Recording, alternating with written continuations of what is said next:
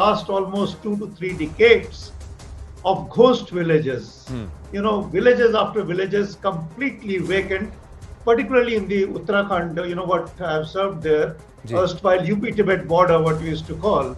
And it's quite a pity that, things were allowed to decay to that kind of a level where you've got ghost villages in sensitive border areas. So I'm so happy that that logic has been turned on its head of not developing your border areas, calling them remote areas. So I think that's a very significant first step and a strategic first step. Second thing, I think strategically it is very important both from the external security point of view as well as internal security point of view. You just heard some views from Ladakh, so I will not elaborate further on this. The third point, more specifically to your question, I think the timing and the place where the inaugural has been launched is absolutely significant. Why?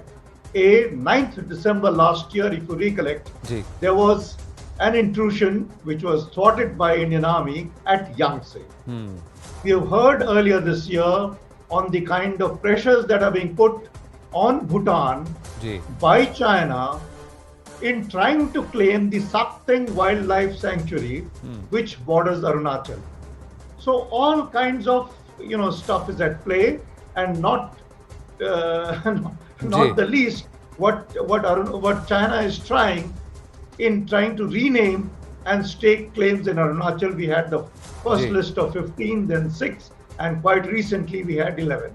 And the fourth point, I think equally significant from a strategic point of view, is the scale at which it is being done. You spoke about 4,800 crores, which includes 2,500 for road development. And not included in this figure is the development of strategic railway lines to these border areas. So all in all, if you see, I think these are very significant strategic steps which have been taken by the government of India. And actually it's 10 on 10 for having taken this great initiative. मेरे पास सिर्फ अभी 40 second है, पर नामग्याल जी मैं आपसे जानना चाहूँगा, क्या लद्दाख में लोग अब गांव छोड़ के जाना बंद करेंगे? क्योंकि अरुणाचल में, उत्तराखंड में देखा जा रहा था, लद्दाख में भी क्या ये प्रॉब्लम है?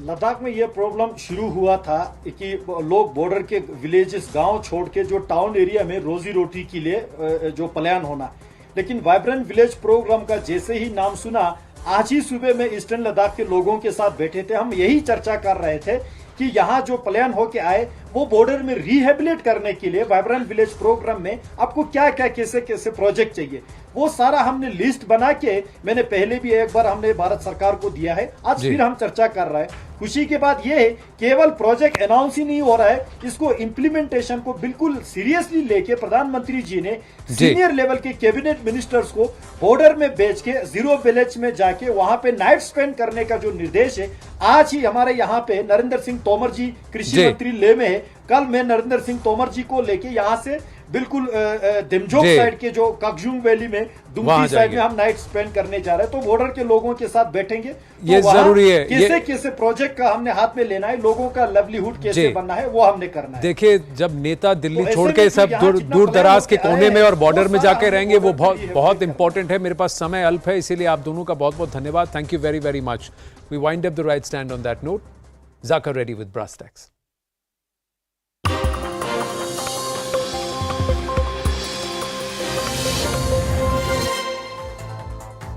Good evening, this is Brass Tacks. I'm Zakir Jacob. NCP Supremo Sharad Pawar has broken ranks with the opposition. First, he distanced himself from the rest of the opposition's demand for a JPC probe into the Adani matter, stating that a corporate giant was being targeted by a foreign entity and a JPC which will be dominated by ruling party members will not produce an end result. And today, he has deferred with the opposition attempt to rake up Prime Minister Modi's educational qualification, his degree row. He said that there are many more burning issues plaguing the country and anyone's educational degree should not be a matter of politics.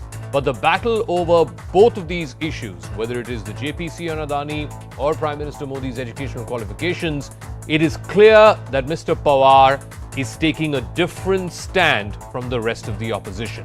Is Rahul Gandhi's bid to try and keep the opposition united losing steam?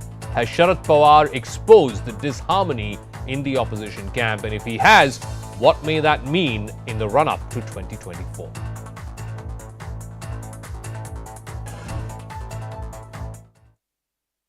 Probe attempt to rake up Prime Minister's degree demand and another defamation case.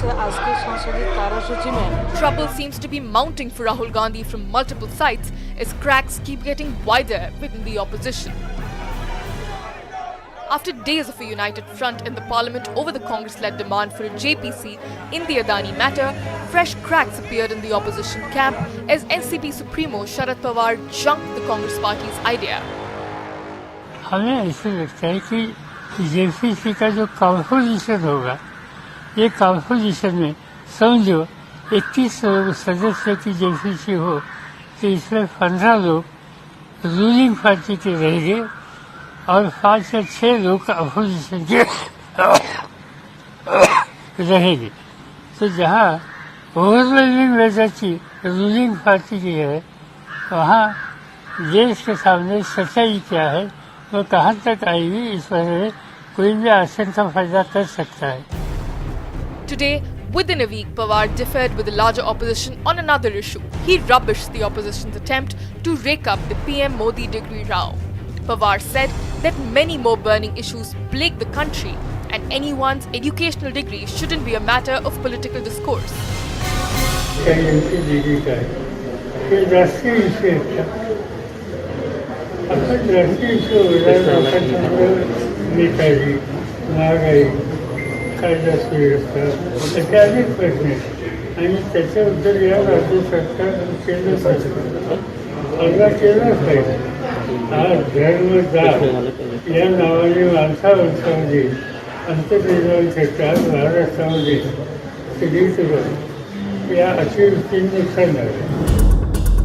Meanwhile, former Congress leaders have launched an all-out attack against Rahul Gandhi after he tweeted a picture making Adani name in logo with names of ex-Congress leaders who have either joined BJP or have extended support to the BJP. The names mentioned in the tweet were Ghulam Nabi Azad, Jyotiraditya Scindia, Himanta Biswa Sarma, Kiran Reddy and Arlen Anthony. Assam CM Himanta Biswa Sarma, who had jumped the ship in 2015, has threatened Rahul Gandhi with a defamation case. He said he will file the case after the 14th of April. On 14th of April. Not only this, former Congress MP Ghulam Nabi Azad has made some shocking revelations about Gandhi family's controversial links with businessmen. BJP has gone all out to highlight the divide in the opposition camp, claiming allies are disowning Congress's political strategy. They have also accused the Congress of being desperate to maintain Rahul Gandhi's political relevance even after his dismissal from the Lok Sabha. With such a pushback, is Rahul Gandhi's offensive losing steam? Has Sharad Pawar exposed the political reality in the opposition camp? All right, full panel joining us on Brass Tacks here for this big debate on whether Sharad Pawar has broken ranks with the rest of the opposition on all these critical issues. Syed Zafar Islam, BJP spokesperson, joining us. Charan Singh Sapra, spokesperson of the Congress Party. Sanjay Tatkare of the NCP will be joining us in a bit. And Samrat Fadnis is editor of Sakal Media. Let me start with you, Charan Singh Sapra Sahab, because it seems like Sharad Pawar has broken ranks on the JPC issue into Adani, on the educational qualification of Mr. Modi, on defamation, so on and so forth. And of course, earlier he had also broken ranks on the whole Savarkar issue. But specifically on the JPC on Adani, he has a point when he says if a JPC is formed, ultimately if there are 20 members in that JPC, 15 of them will be from the ruling party, 5 or 6 will be from the opposition. So what good is such a committee if it were to get into the bottom of the affair around Adani and the Hindenburg short seller report? Zaka, I don't think so that Mr. Sharad Pawar has broken ranks with the opposition parties. That is for the NCP spokesperson who will come now for him to clear. But as far as Shri Sharad Pawar's statement is concerned, I would like to say that Mr. Sharad Pawar has not given a clean chit to either Adani or Narendra Modi in this Adani scam, nor he has said that he is dissociating himself from the group of 20 opposition parties. He has also not said that he won't be fighting against the divisive agenda or the politics of hate of Bharatiya Janata Party. And if BJP is really, or if Mr. Narendra Modi, he says that he's having a 56-inch chest, so why not face JPC? And the fact of JPC is that the chairman will be of Bharatiya Janata Party, and out of 21 members, 15 members will be of the ruling party. So why BJP is scared? Why a prime minister who calls himself a majboot prime minister, or what BJP has created a perception that he's a majboot prime minister, he's looking a majboor or a weak prime minister. But Sapra Saab, when NCP leader Sharad Pawar, going on, Supreme Court inquiry is going on, let the other inquiry also I'll go come on. to that. I'll come to that in okay one second. But Sharad Pawar is clearly saying that a JPC will be useless. Those 20 opposition parties that you refer to, the fundamental thing that the fundamental demand that they have is for a JPC. Now your own ally is saying JPC will be useless in this matter. See, Zaka, this is the beauty of democracy. Democracy is still alive in the opposition parties. We are not like the ruling party where there's no democracy, only there is a Modi-cracy. Democracy is alive. Every party who's with us, they can show dissent, they can have discussion, they can have a different thought process. Okay. So if Shri Sharad Pawar has a different thought process, it is his thought process. He can go ahead with that. If he's satisfied with Supreme Court inquiry, it's okay with him. But the rest of the 19 parties are still demanding JPC, and we will stick to the demand. Let me because ask JPC will give an elaborate inquiry. That this may be one issue on which Mr. Sharad Pawar has a different view and the rest of the opposition has a different view. Nowhere, as Sapra Saab said, nowhere is Mr. Pawar saying that he's breaking ranks with the opposition or that he's splitting from the opposition alliance or that NCP and Congress and Shiv Sena will not, the Uddhav Thackeray faction of Shiv Sena will not have some kind of electoral understanding going into 2024. So what gives you so much hope that Mr. Pawar may be about to break ranks? Let me ask you, repeatedly he was talking about, Mr. Sapra, 20 opposition parties. Which are the 20 opposition parties which they think they can align with them? First, is TMC with them? They have also made a very clear announcement that they would not like have a JPC. Secondly, is BRS or PRS with them? Is YSR with them? Is which other political parties? AAP with them? They form part of 20 political groups which he is calling is opposition, united opposition face. But are they together? Are they not fighting each other in the respective states? So it's very unfair to make this kind of statement and give a very false hope to themselves, not to the people. People know that they are just misleading the nation and they are portraying something which does not exist. No, but Zafar, last week in Parliament, all these 20 parties attended those meetings. Now, whether or not that unity will last going into 2024, you are well within your right to ask. But those 20 parties did attend meetings last week in Parliament. See, attending meeting and posturing merely in the Parliament does not mean they are together. Okay.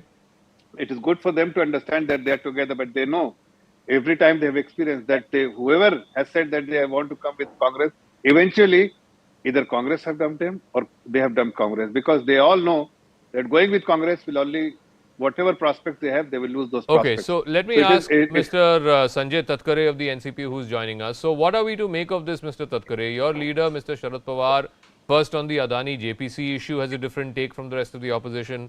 Today on the educational qualifications of Prime Minister Modi, which parties like Aam Aadmi Party have made a big issue into, he's also said that that's not the most important issue. Is he breaking ranks with the opposition on many of these critical issues? Are we to believe that Sharad Pawar is perhaps, sending out a signal that he may not be on the same page with the rest of the opposition when it comes to these pressing matters? Zaka, if we don't have or didn't have differences of opinion within different parties, then we wouldn't have been different parties. In 1999-98, NCP was formed on some ideological issues with the Congress, and these issues they remain. So Sharad Pawar ji is a seasoned politician. He has spent around 53 years in Parliament and Assembly together, and he speaks his mind. Now, whether people will react to it as it's breaking rank in opposition or something else. But the truth is, NCP as a party has never aligned with BJP. We have never been part of any BJP governments, and there were many instances where we could have aligned with BJP. 99 we fought against Congress, but we chose to stay with the secular fabric of this country. We formed a government with Congress 2004, 2009, 2014, 2019. Until today, we are with the Congress and with the opposition. But So the Mr. question doesn't Mr. arise. Tatkare, if I may, I'm sure you're aware of all the speculation that is doing the rounds, given what happened in 2019 when Ajit Pawar and a section of the NCP tried to break away and join hands with the BJP. Now there is speculation again that in 2024 we could see a repeat of 2019. Jaka, when you say that Ajit Dada formed the government with Devendra Fadnavis for 80 hours, it was the same Sharad Pawar who got the NCP flock together and MVA was formed. So nothing is changed from 2019 till today. Okay. And we are solidly together in Maharashtra. And you will see in coming days in 2024, we will work as opposition, and we will try and pull down this BJP government. Okay, so let me then ask Mr. Fadnis, because there seems to be, I mean, Sharad Pawar is not somebody who speaks out of turn or does not speak without calculating 10 moves ahead what the implications of his comments are. So what signal is he trying to send to the opposition, particularly to the Congress, because the Congress has made both this JPC into the Adani matter as a big issue, and of course this educational degree of the Prime Minister into a big issue. What signaling is he trying to send to the Congress and to the rest of the opposition? Is it that perhaps this issue, the JPC and Adani, is not an issue that the public is so consumed by, let's say like, you know, unemployment or price rise or other issues which have direct connect to the people, which affect people's daily lives? Absolutely right, Jaka, because I see that Sharad Pawar, not for the first time, is giving that kind of signal. If you go back 12 years, he had given same signals to Prithviraj Chauhan, who was a Congress party chief minister, and NCP was in Electra. Tatkare sir rightly said that okay, there for 24 years, Congress biggest ally is NCP in Maharashtra, and that is based on the secular fabric. So I don't think that he wants to go away from that alliance, but definitely he wants to create his own space. So Sharad Pawar never liked that anyone is dragging him into some kind of issues or controversy. He creates his own issues. So for that moment, if you take Adani and other forms of, see, Bharat Jodo Yatra was a different kind of thing. When Congress, Rahul Gandhi was taking some stand on infrastructure, corruption and unemployment, that time Sharad Pawar defended him. But the moment he jumped into Savarkar issue, he clearly mentioned that Savarkar was not the part of NCP's agenda. Similarly, 10-12 days back when Rahul Gandhi was taking similar stand in Parliament, Sharad Pawar distanced himself. So he wants to stick to his own agenda than the Congress drag into their own agenda. So that is what Sharad Pawar's policy for more than 2 decades now. So, Sapra Saab, I come back to that point. I mean, maybe you should pay heed to what Sharad Pawar is saying, that ultimately, whether or not, you know, the Congress party and Congress persons and Rahul Gandhi in particular cares so much about this issue about JPC into Adani, fact is that ordinary people's lives are not affected by it. It is between the investors of that company and the management of that company. Ordinary public के मतलब जरा सा जिंदगी जो है उससे कोई फर्क नहीं पड़ रहा ना इस issue से. There are far more resonating issues. Raise that. See, Zaka, Shri Sharad Pawar and NCP has all the right to have a different view. They can have a different thought process. That is a different party altogether. And what Congress is concerned about, when there is such a big scam, a scam of such a big scale, why the country should not know which are the 38 companies, the shell companies, why the country should not know that from where the 20,000 crore rupees have come to Adani, whose money was it, and the kind of projects Adani has taken. It is also concerning the national security. Who is Mr. Chong Chung Ling? He has a connection with Gautam Adani as well as Vinod Adani. He was living with Vinod Adani in Singapore on the same address. What does that PMC company means? That PMC company is a shell company. What links that company has with Adani?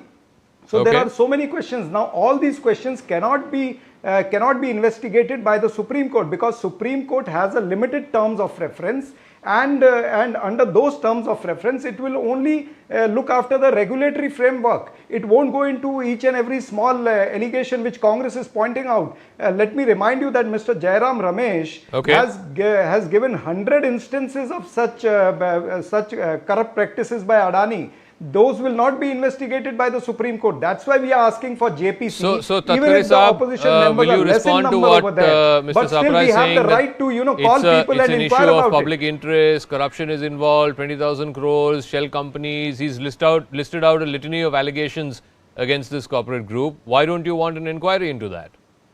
No, we know where Mr. Pawar or NCP is saying there should not be an inquiry. If Congress thinks that JPC is the right way, they can go ahead and demand. If other opposition parties feel that JPC is the only option, then they can take that route. We feel Mr. Pawar has made it clear that since the Supreme Court has appointed a committee, let Supreme Court look into it. Okay. As far as terms of reference is concerned, we can go back to Supreme Court. And we can always ask Supreme Court to enhance the terms of reference. Congress and opposition can also go to the Supreme Court saying that please add these terms of references, add these references to the committee, and let the Supreme Court committee can also inquire into the same allegations. Okay, so now let me come to the second issue, which again there's a lot of chatter around this, and again this could play into this whole narrative of opposition unity or the lack of it. Zafar Islam, Ghulam Nabi Azad, who's a former Congress leader, launching his book recently, has made this stunning allegation, again in the context of businessmen and quote-unquote deals that need to be probed. He has said that Rahul Gandhi, whenever he was visiting abroad, used to meet with undesirable business persons or undesirable businessman. Now, please tell me, Mr. Zafar Islam, you have the government, IT, ED, CBI, etc., etc. Why don't you go ahead and probe who this undesirable businessman is? Well, again, maybe we must have repeated several times that ED, CBI, or all the other agencies are independent. They will pursue any issue when they have some evidence. They want to have from one evidence leads to another, so they want to investigate further. So it is for them to, in this independent body, we never ask them to do anything. They on their own do it. If they feel that there is a merit in what Mr. Ghulam Nabi Azad said, then definitely they will investigate and find the truth. No, but you have been saying, BJP like has been saying, today Ravi Shankar Prasad also had a press conference, BJP has been saying Mr. Rahul Gandhi goes abroad and at somebody's behest he says stuff which is against the country. Now Mr. Azad is saying that there is this undesirable businessman who he is meeting. So is it at the behest of this undesirable businessman? Who is this undesirable businessman? So exactly. So let me tell you that when Mr. Azad, who worked very closely with Rahul Gandhi, Sonia Gandhi, late Ahmed Patel, and for that matter, every single senior leader of Congress party, and when he is making a statement, there has to be something solid in it, because he will not make a statement having been in politics for several decades, and yet he is making that statement purely because there is some merit in it. So I'm sure Charan Singh Sabra, I mean, whether there is merit or not, we will know after an investigation, but surely isn't the onus on the Congress to come out and clarify, and Mr. Gandhi to come out and clarify, Charan Singh Sabra, that, you know, he's not meeting any shady characters, he's not meeting any undesirable businessmen. It is for the Congress to... Yeah, so let the Congress respond. Just, 2 minutes. Let the Congress respond. No, Zafar, one second. No, at least let me just complete. Complete at least, and then let Mr. Sapra speak. Sapra Sahib, just 10 seconds more. I'll complete it and then you can speak. Okay, 10 seconds. So all I'm trying to tell you that Congress history is known to everyone. It is the same party which is in 2012 was known as Party of Scams and Scamsters, Fraud and Fraudsters. And the first family was the biggest beneficiary. So I'm sure that the kind of association at that time they had is something which Ghulam Nabi Azad is definitely speaking Charan about. Singh Sabra, yeah.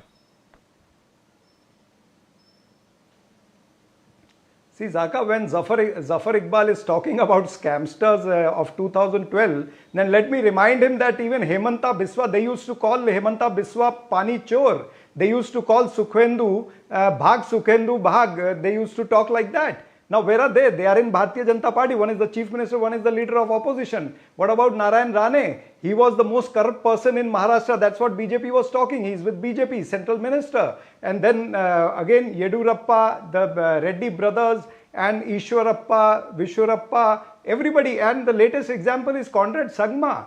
Till recently in election, they were saying that he's the most corrupt chief minister. Narendra Modi, Amit Shah, both were talking. And then they sat in the lap of Mr. Sangma just to form the government.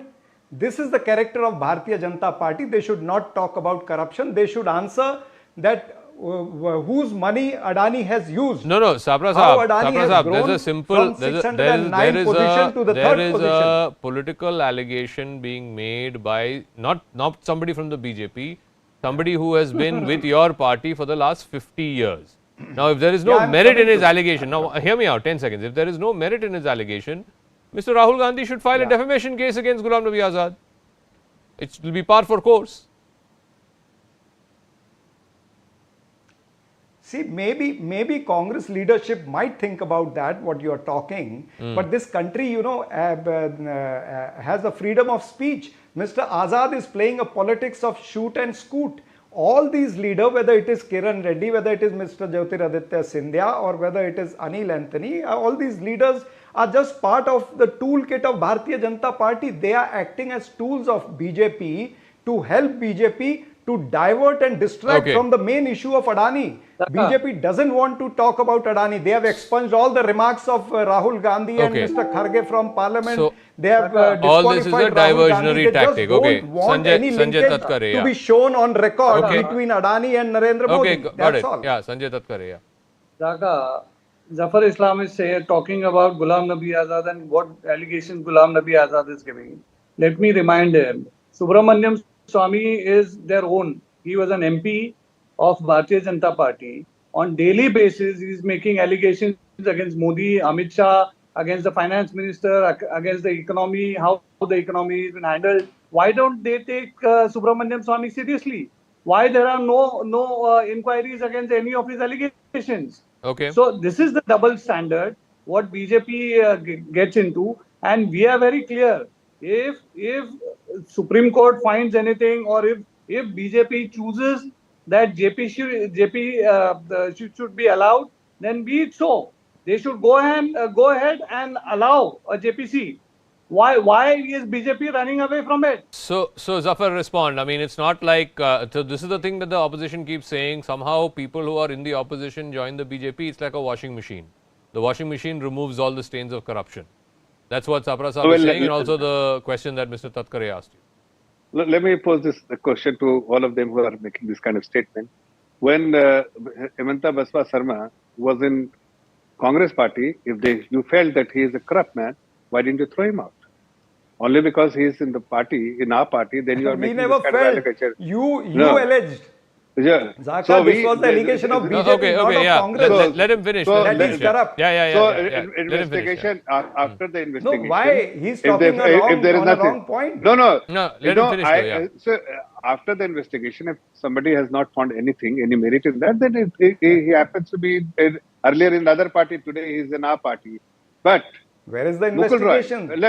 Why is the investigation stalled? Mukul Roy was in TMC. He came to BJP. Zaka. Similar kind of a statement was made. I'll answer him. He was summoned by CBI many times when he was in BJP. Today he has went back to TMC. But while he was in BJP, he was summoned by CBI many times. So it is unfair to make this kind of a statement. It is for the agency to decide whether there is a merit, whether what evidence they had, what needs they had, and further after that. So I got to wrap up. I'll give Samrat Fadnis the final word. Samrat, what I wanted. Sir, one second. Samrat has been waiting very patiently. Samrat, so finally, are we to believe that Sharad Pawar and the Uddhav faction of the Shiv Sena and the Congress will continue to have this Aghadi alliance, and that they will go into 2024, both Lok Sabha and then Vidhan Sabha elections as that combined alliance? Or is there no merit to this speculation at all, that possibly his nephew might be trying to do something like what happened in 2019? I do believe that they will join, that they will fight the election as an MBA Mahavikas Agadi alliance, because the way Uddhav Thackeray is speaking for last 2 months, the way Sharad Pawar leading the alliance at national level, and whenever there is a controversy, he intervenes and makes sure that the controversy is doused out. Whether I heard correctly or not, I don't know, but Sharad Pawar, the NCP spokesperson, Sharad Pawar has clearly mentioned in his consistent interviews that JPC is waste of time. Instead of JPC, you should go for Supreme Court committee, because Sharad Pawar had been JPC chairman in 2004, so he is well aware what JPC is and But what JPC Samrat, of the 20 opposition parties that Sapra Saab and all referred to, NCP till last week when Parliament was in session, they were on board the JPC demand. NCP was attending all the meetings of the opposition. Why this sudden change of heart after the Parliament session got over? That we can debate, but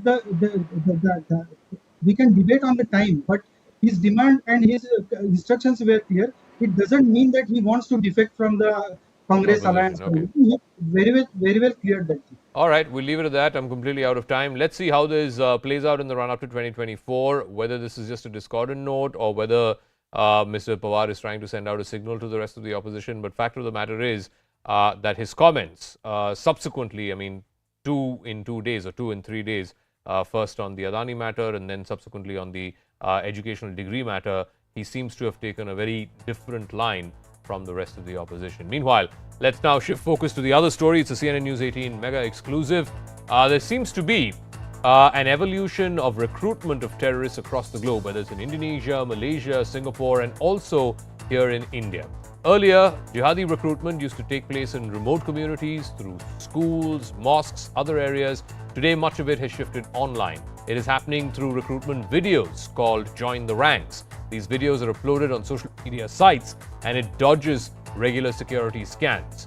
And eventually, it lures into its fold young, vulnerable, and weak young people.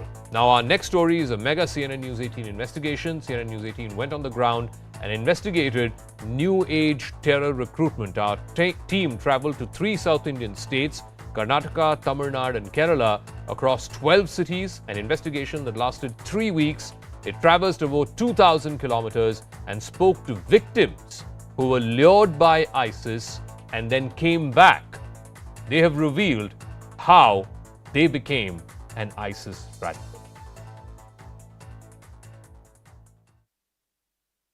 They say that a government that's ruled by Sharia is ideal. Many Islamic scholars say, like famously, Zakir Naik and Asim Halakim says that Muslims should not spend like much time in places where the kuffar are in the majority, like the West or India. They said that you should go to a Muslim area. Okay. They said that if the Taliban properly implements Sharia, you must support it. I supported the Taliban for at least some period of time because they were like properly doing what Islam told you, right? You see, many of the like South Asian Muslim scholars and like Muslim scholars abroad and Muslims like themselves, they support tyrants like Aurangzeb, Tipu Sultan, Muhammad ibn Ghazni, right? And they do the same things that Taliban is doing. Many women used to support Taliban, but I saw just some few people saying that they support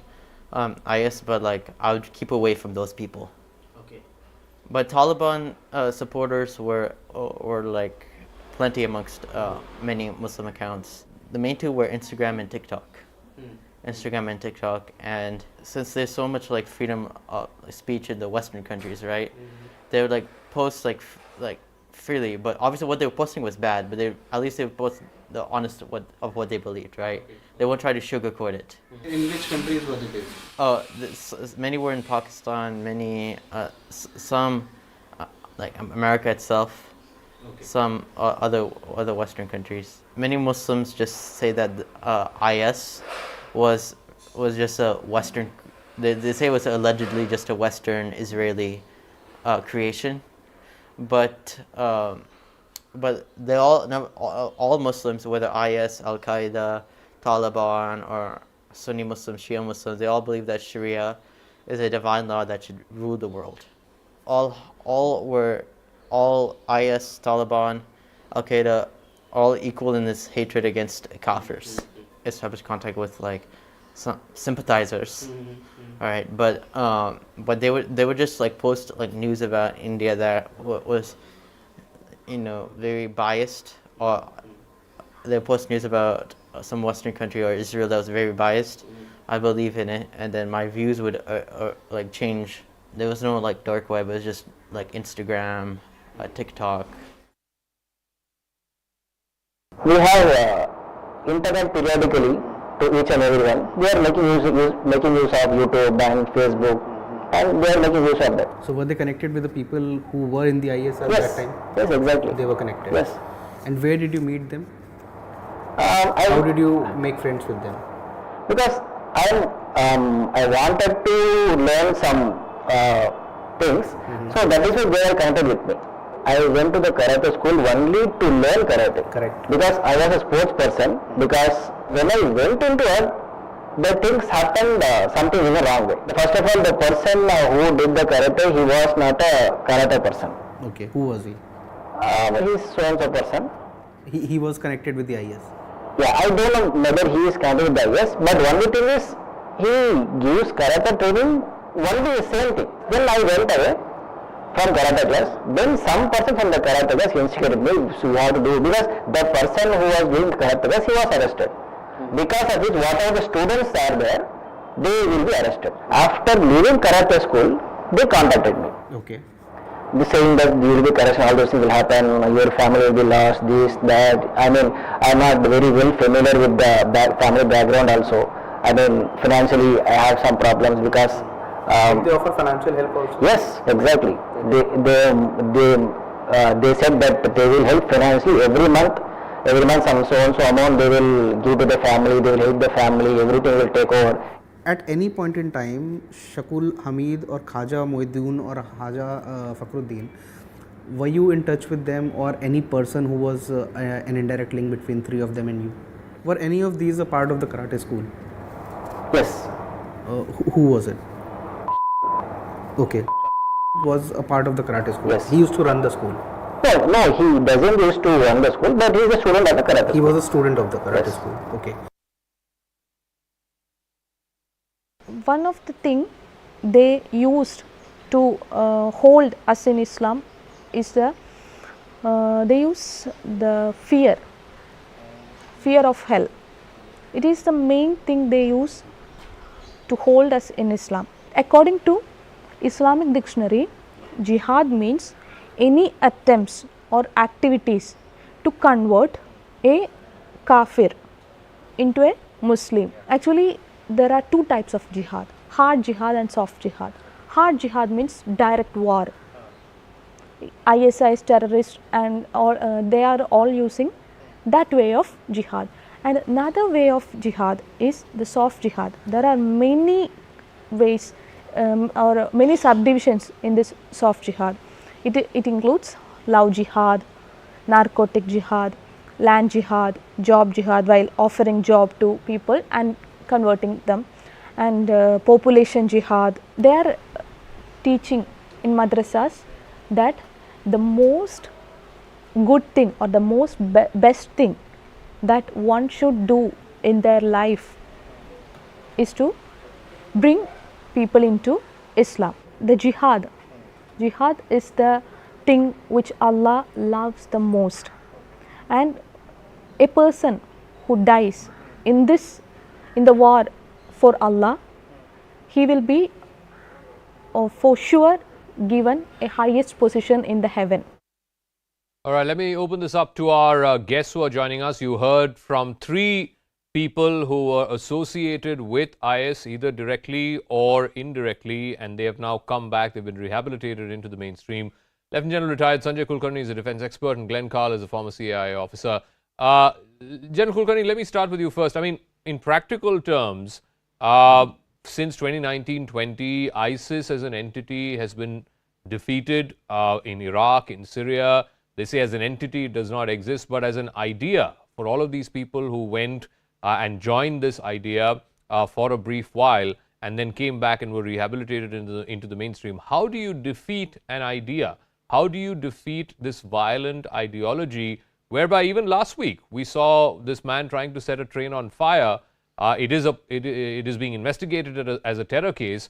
They haven't found any links to IS yet. But the fact is that anybody sitting anywhere can be lured by this kind of an idea. Absolutely, absolutely. There is no denying the fact. An ideology, and once you're ideologically inclined, it is you can't wipe out. You can the identity cannot be wiped out. You can, of course, the bans can ensure that these people dissipate into other organizations. Even for instance, you have the SDPI, you have the Campus Front of India, you have what I call the Social Democratic Party of India, all of them, the PFI, they all have common memberships, and about say 20 to 30% people are common membership. The ideology remains the same, and it is that ideology that drives them towards radicalization to ensure, like what the lady said about, she was absolutely bang on. I've seen that having operated in CIOps. There are two types of jihad. There is no denying the fact. And it is this soft jihad, using the cyberspace, using all kinds of facilities to ensure that you lure people into your religion, and once having lured, radicalize them. Because population growth is so much, and you can't possibly be giving employment to everybody. And there are some people who are inclined. If in a family there are a large number of people, how else do they find? So you find, I've seen that myself in Valley and all over. You can have one brother an engineer, the other brother a doctor, the third a terrorist, the fourth is working in Anganwadi. So you have all kinds of people within a family. It's surprising that how can a family have such diverse kind of employability or even working environment. So it is quite possible, and it is working very well. And therefore, this common membership, this ideology, and that is why when the ban came on PFI in India, it was the ISIS, it is you have the Al-Qaeda. They in turn would see to it that this entire lot, which is already radicalized, is not taken away. It is kept within the same group and gambit. Glenn Carl, one of the criticisms against America and the West when this whole thing flared up post 9/11, and when the world really started to sit up and take notice of this kind of Islamist jihad, is that, you dealt with it as a security problem, as you should have.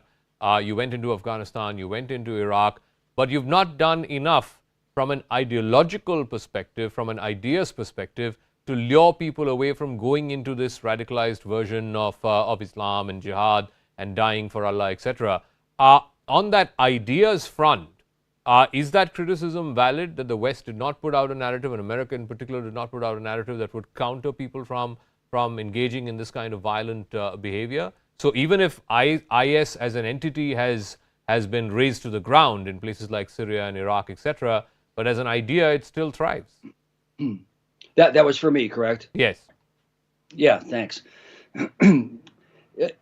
That's fundamentally a correct characterization. The United States, and other countries too, but in particular the United States, after 9/11, treated the threat of Islamically inspired terrorism as not a security problem, but frankly, as a military one, not even a law enforcement one. And the thought was, it's a long, sad tale, but the thought was that we could destroy Al-Qaeda or destroy ISIS, and thus solve the problem. Painfully, colleagues of mine learned over the years that playing what they came to call whack-a-mole, which was as an animal pokes its head out of a hole, you hit it here, but then it does it over at the next hole there, you could never succeed. So the issue really is ideological, and even more than that, sociological. I don't completely agree, however, that the United States didn't offer an alternative narrative or theology or perspective. The challenge is that they have a very narrow focus and identify clear problems, which are Western values, which they view as rightfully as a threat to what they believe. The whole point of the Western culture and civilization is not to have a single point, but to simply be pluralistic and let whomever think whatever he or she wishes to think or to act. So the best solution that we found, and it was a hard argument inside the government, was to foster and support and protect, to the extent possible, things like, and I'm being serious here, Syrian and Egyptian soap operas on television, and the education of little girls in particular, education in general, but specifically of females, and that those kinds of social acts change the entire nature progressively, but it's a multi-generational program of how people see themselves within the framework of Islam and the world. While you do that, you have to stop people from trying to kill you or slit your throat, and that is a security problem for the likes of my colleagues and me, but it shouldn't be the primary objective, and unfortunately for many years it was. So then, Lieutenant Kulkarni, again I come back to the point that you also made.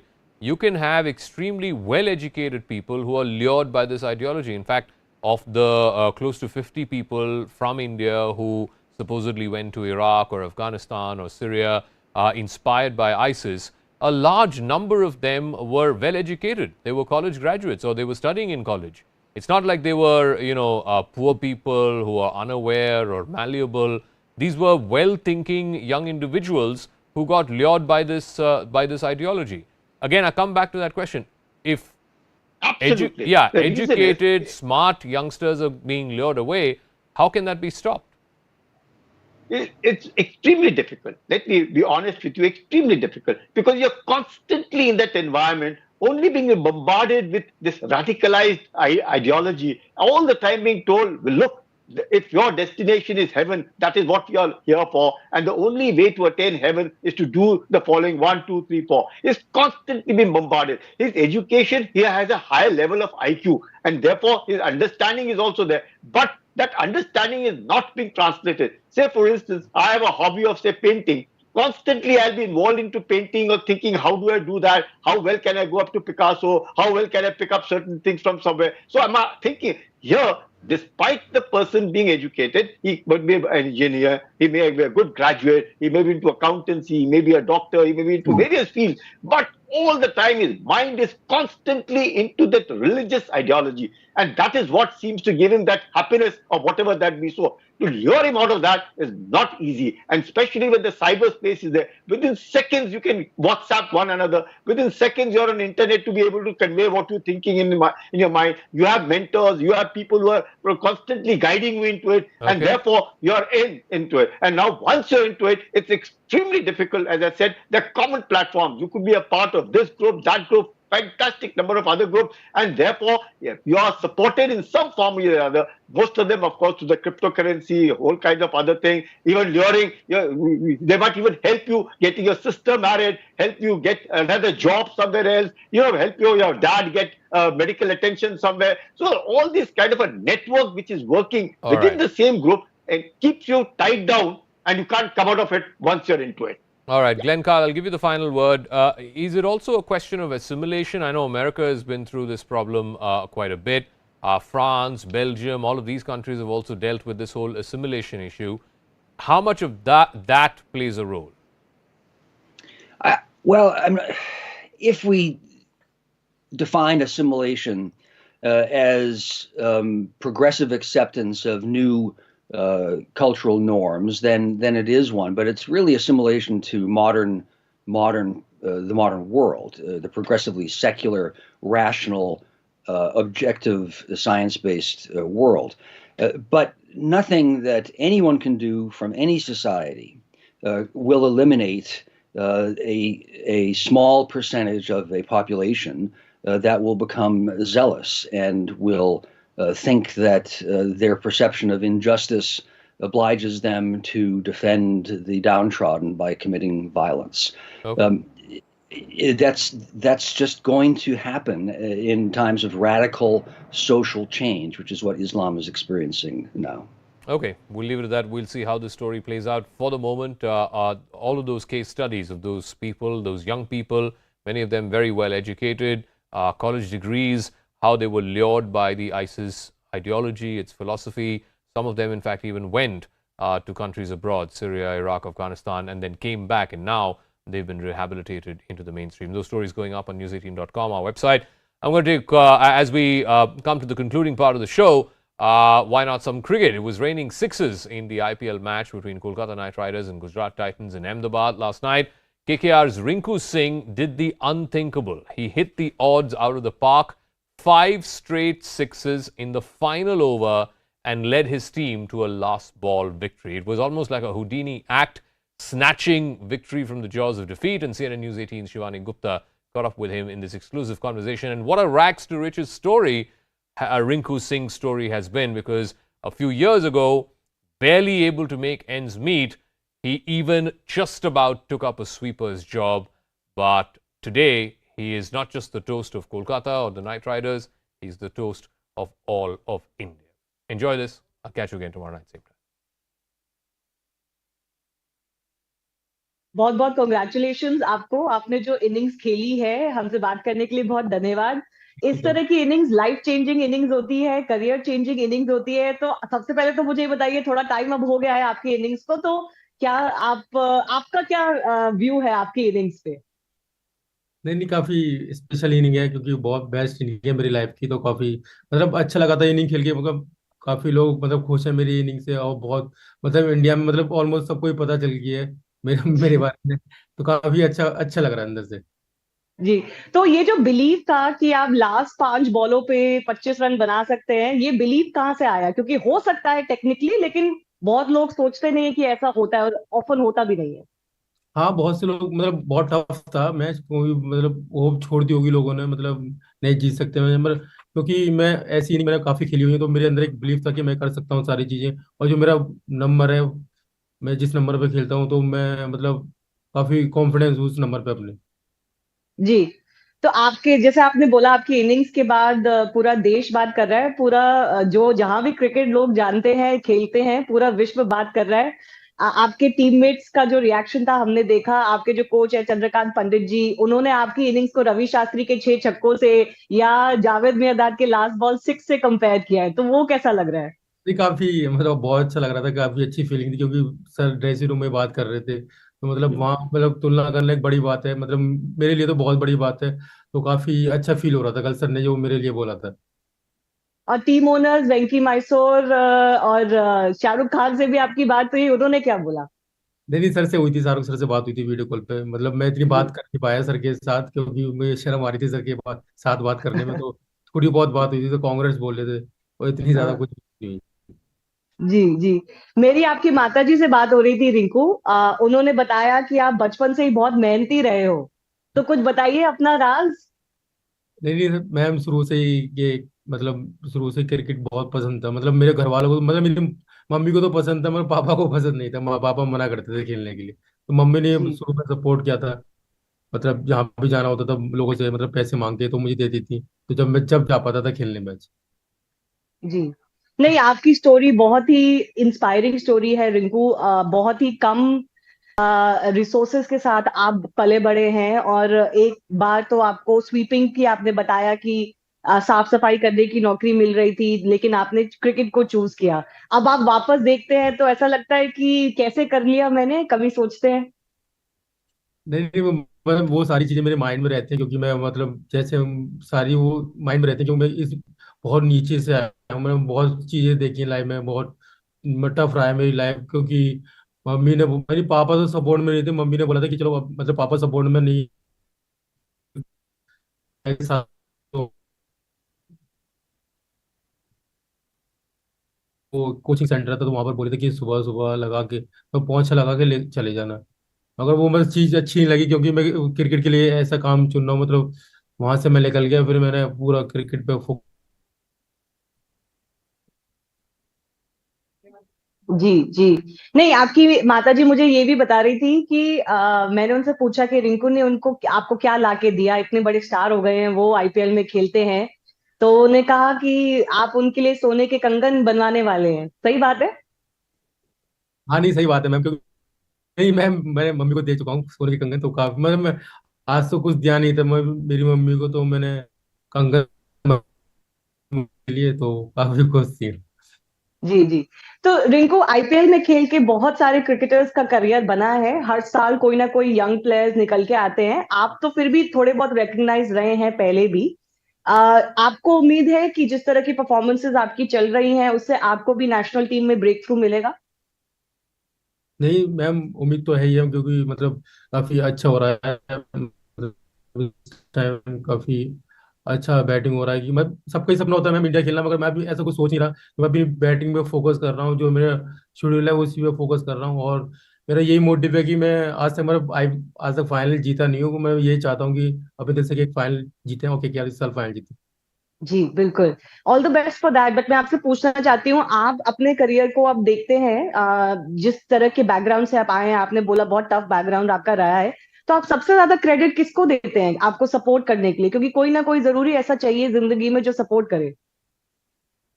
ये बहुत support, मैं बहुत से लोग हैं, मैं 4-5 लोगों को काफी सपोर्ट किया है उन्होंने, मतलब हर चीज से सपोर्ट किया है। मतलब मैं भी नाम लेना चाहूंगा, सारे मेरे भैया हैं, मोहम्मद जीशान, और मेरे कोच मसूद अमीनी, और मेरे भैया अर्जुन सिंह फकीरा, उन्होंने काफी सपोर्ट किया है।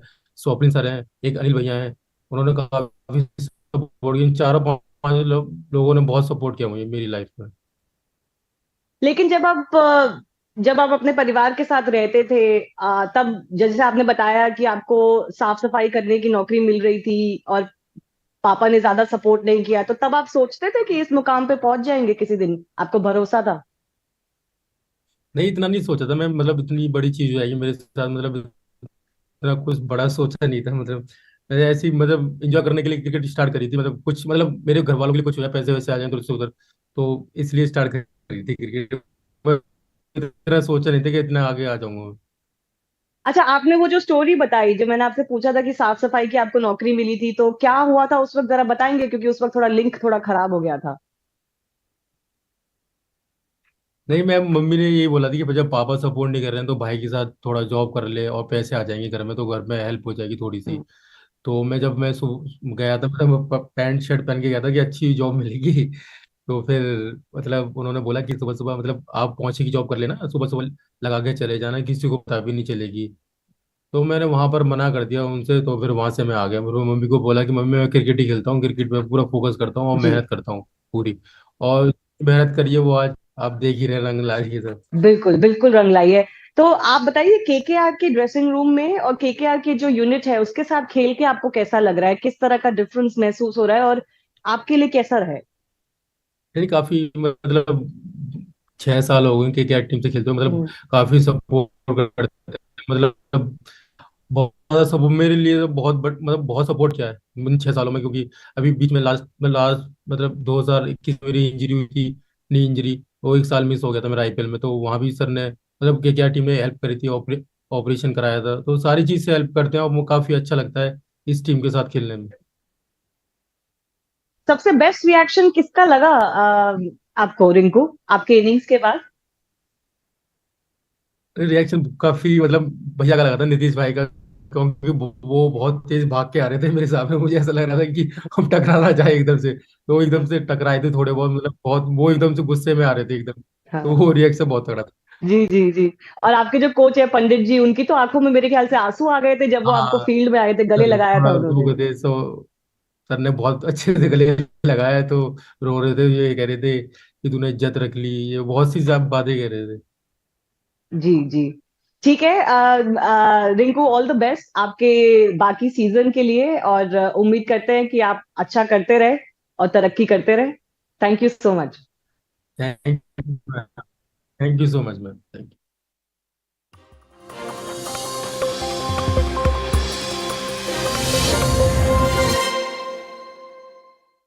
Criticizing this issue. Karnataka has seen under the BJP the loss of multiple local brands. The State Bank of Mysore doesn't exist anymore. Vijaya Bank, Syndicate Bank, all of these have been merged with Bank of Baroda, Canara Bank. All sorts of things are happening.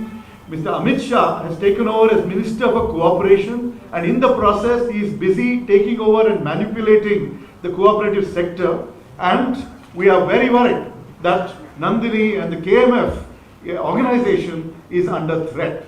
Well, every one of us in Karnataka, in the Karnataka Congress, while we respect competition and markets, we will do our utmost to ensure that Nandini continues to prevail continues to dominate. How do you look at the fact that we have Kumaraswamy saying that you should fight against the fact that Amul has entered into Karnataka? The Congress also is saying that we should fight against it and there should not be a Gujarat model brought here. Amul is operating in Karnataka from almost a decade.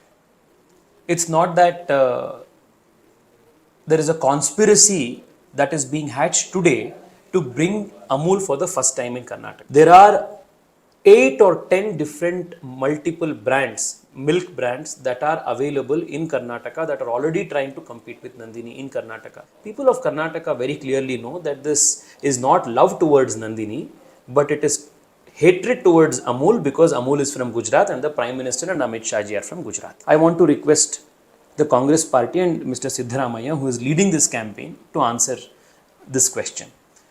When he was the Chief Minister, what was the turnover of the KMF, the Karnataka Milk Federation, the entity that owns Nandini brand? What is the turnover and the profit of the KMF today? We all want to protect the Nandini brand, which has been built up with such care. But I think a biomedia has to be found. And certainly one of the good things we should have is Nandini should also be exported to more states. If we start getting too protectionist, we may not be helping. We may not be helping our national economy.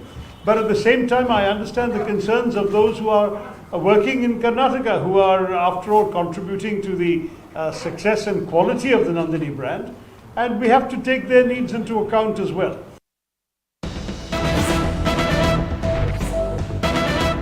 Now we have some more inputs coming in on this story. In order to support states' farmers by opposing Amul products, KPCC President DK Shivkumar visited Nandini Milk Parlour in Hassan district to purchase Nandini products. DK Shivkumar was also seen drinking Nandini buttermilk.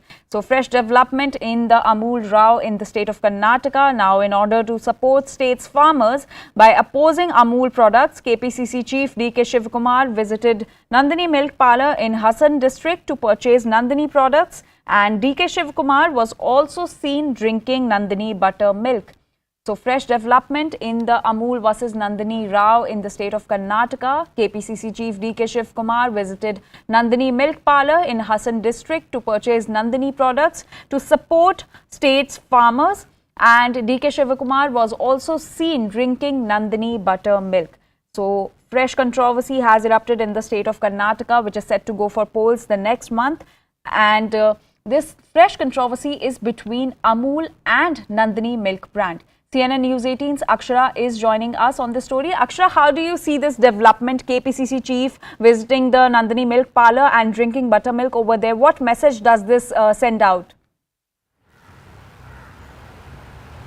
Well, you see, right from when the whole controversy erupted and even Amul made the announcement that it will be entering Bengaluru providing its milk products, the Congress has critically opposed it, stating that it is a threat to the KMF here, Karnataka Milk Federation, and it raised important questions when there is already a cooperative sector here and you have its brand Nandini when it's providing milk products to this particular cooperative sector and its own milk products. It does have it, and then why there is a need for Amul, different brand from Gujarat, to come and supply products here? That's the important questions that have been raised by the Congress. And standing in solidarity with the farmers, KPCC Chief DK Shivkumar also went out to a parlour and bought Nandini milk products, and he was seen drinking the Nandini milk products and giving out a strong message that we stand with the farmers. So that's what the stand of the Congress has been. But on the other side, BJP is stating that there is no such competition as such which the Amul will provide to Nandini. Nandini has its own brand and it has its own level here in the state, and there will be no competition as such. It will only Amul will provide milk products as done by many other products here in Karnataka. So that's what the BJP here is stating. It is also stating that Congress is carrying out a misinformation campaign and there is no such issue as merger of Amul or Nandini. But once again, Siddaramaiah and the Congress hit back at BJP, stating that this will destroy the cooperative sector here in Karnataka and will hurt the farmers of Karnataka. So that's what the Congress had to say. Good morning, Aksha. This is Shilpa. Also, casting light on the statement coming in from Congress MP Shashi Tharoor, it indicates a softening of a stance because he says we shouldn't be too protectionist about Nandini because we want Nandini also to export to other states and we want to help the national economy. At the same time, we do want Nandini to prevail.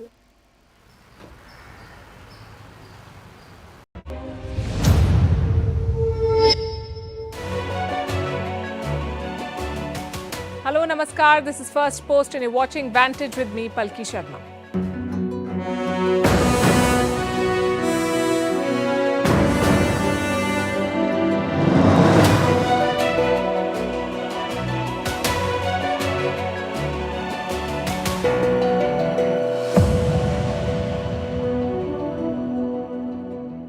Lots of news tonight, even for a Monday. India has a China-sized problem and it's getting aggravated. Home Minister Amit Shah is in Arunachal Pradesh, days after China renamed 11 places in the state.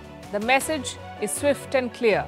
An angry Beijing says it threatens peace. It's a bit rich coming from China, especially now when it is encircling Taiwan and threatening war. Meanwhile, reports say that India may have put trade talks with the UK on hold. That's because India is angry with lack of action against the Khalistanis in London. New Delhi has issued a denial of sorts, but we look deeper into the deal.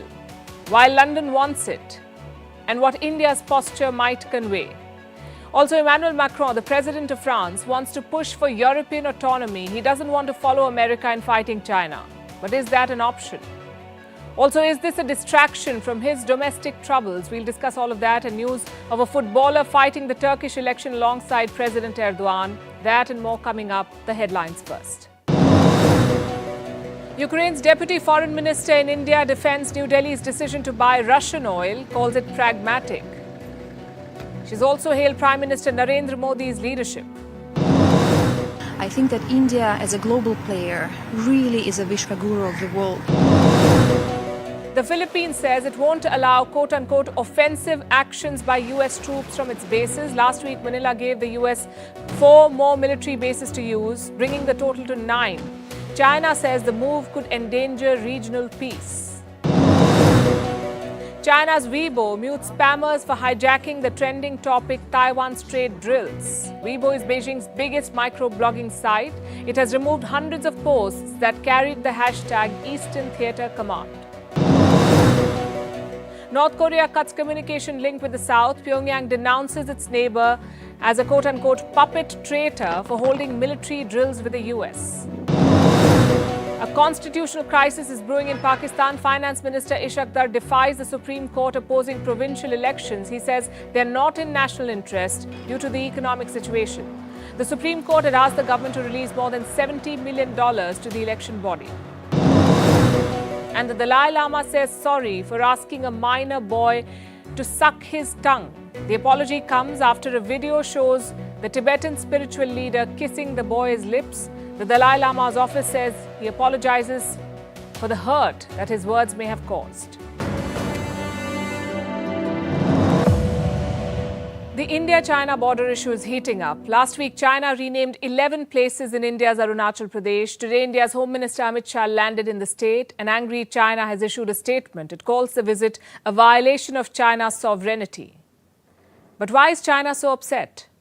Because India is responding to it in a language that it understands. In the past, India used to play down such tensions.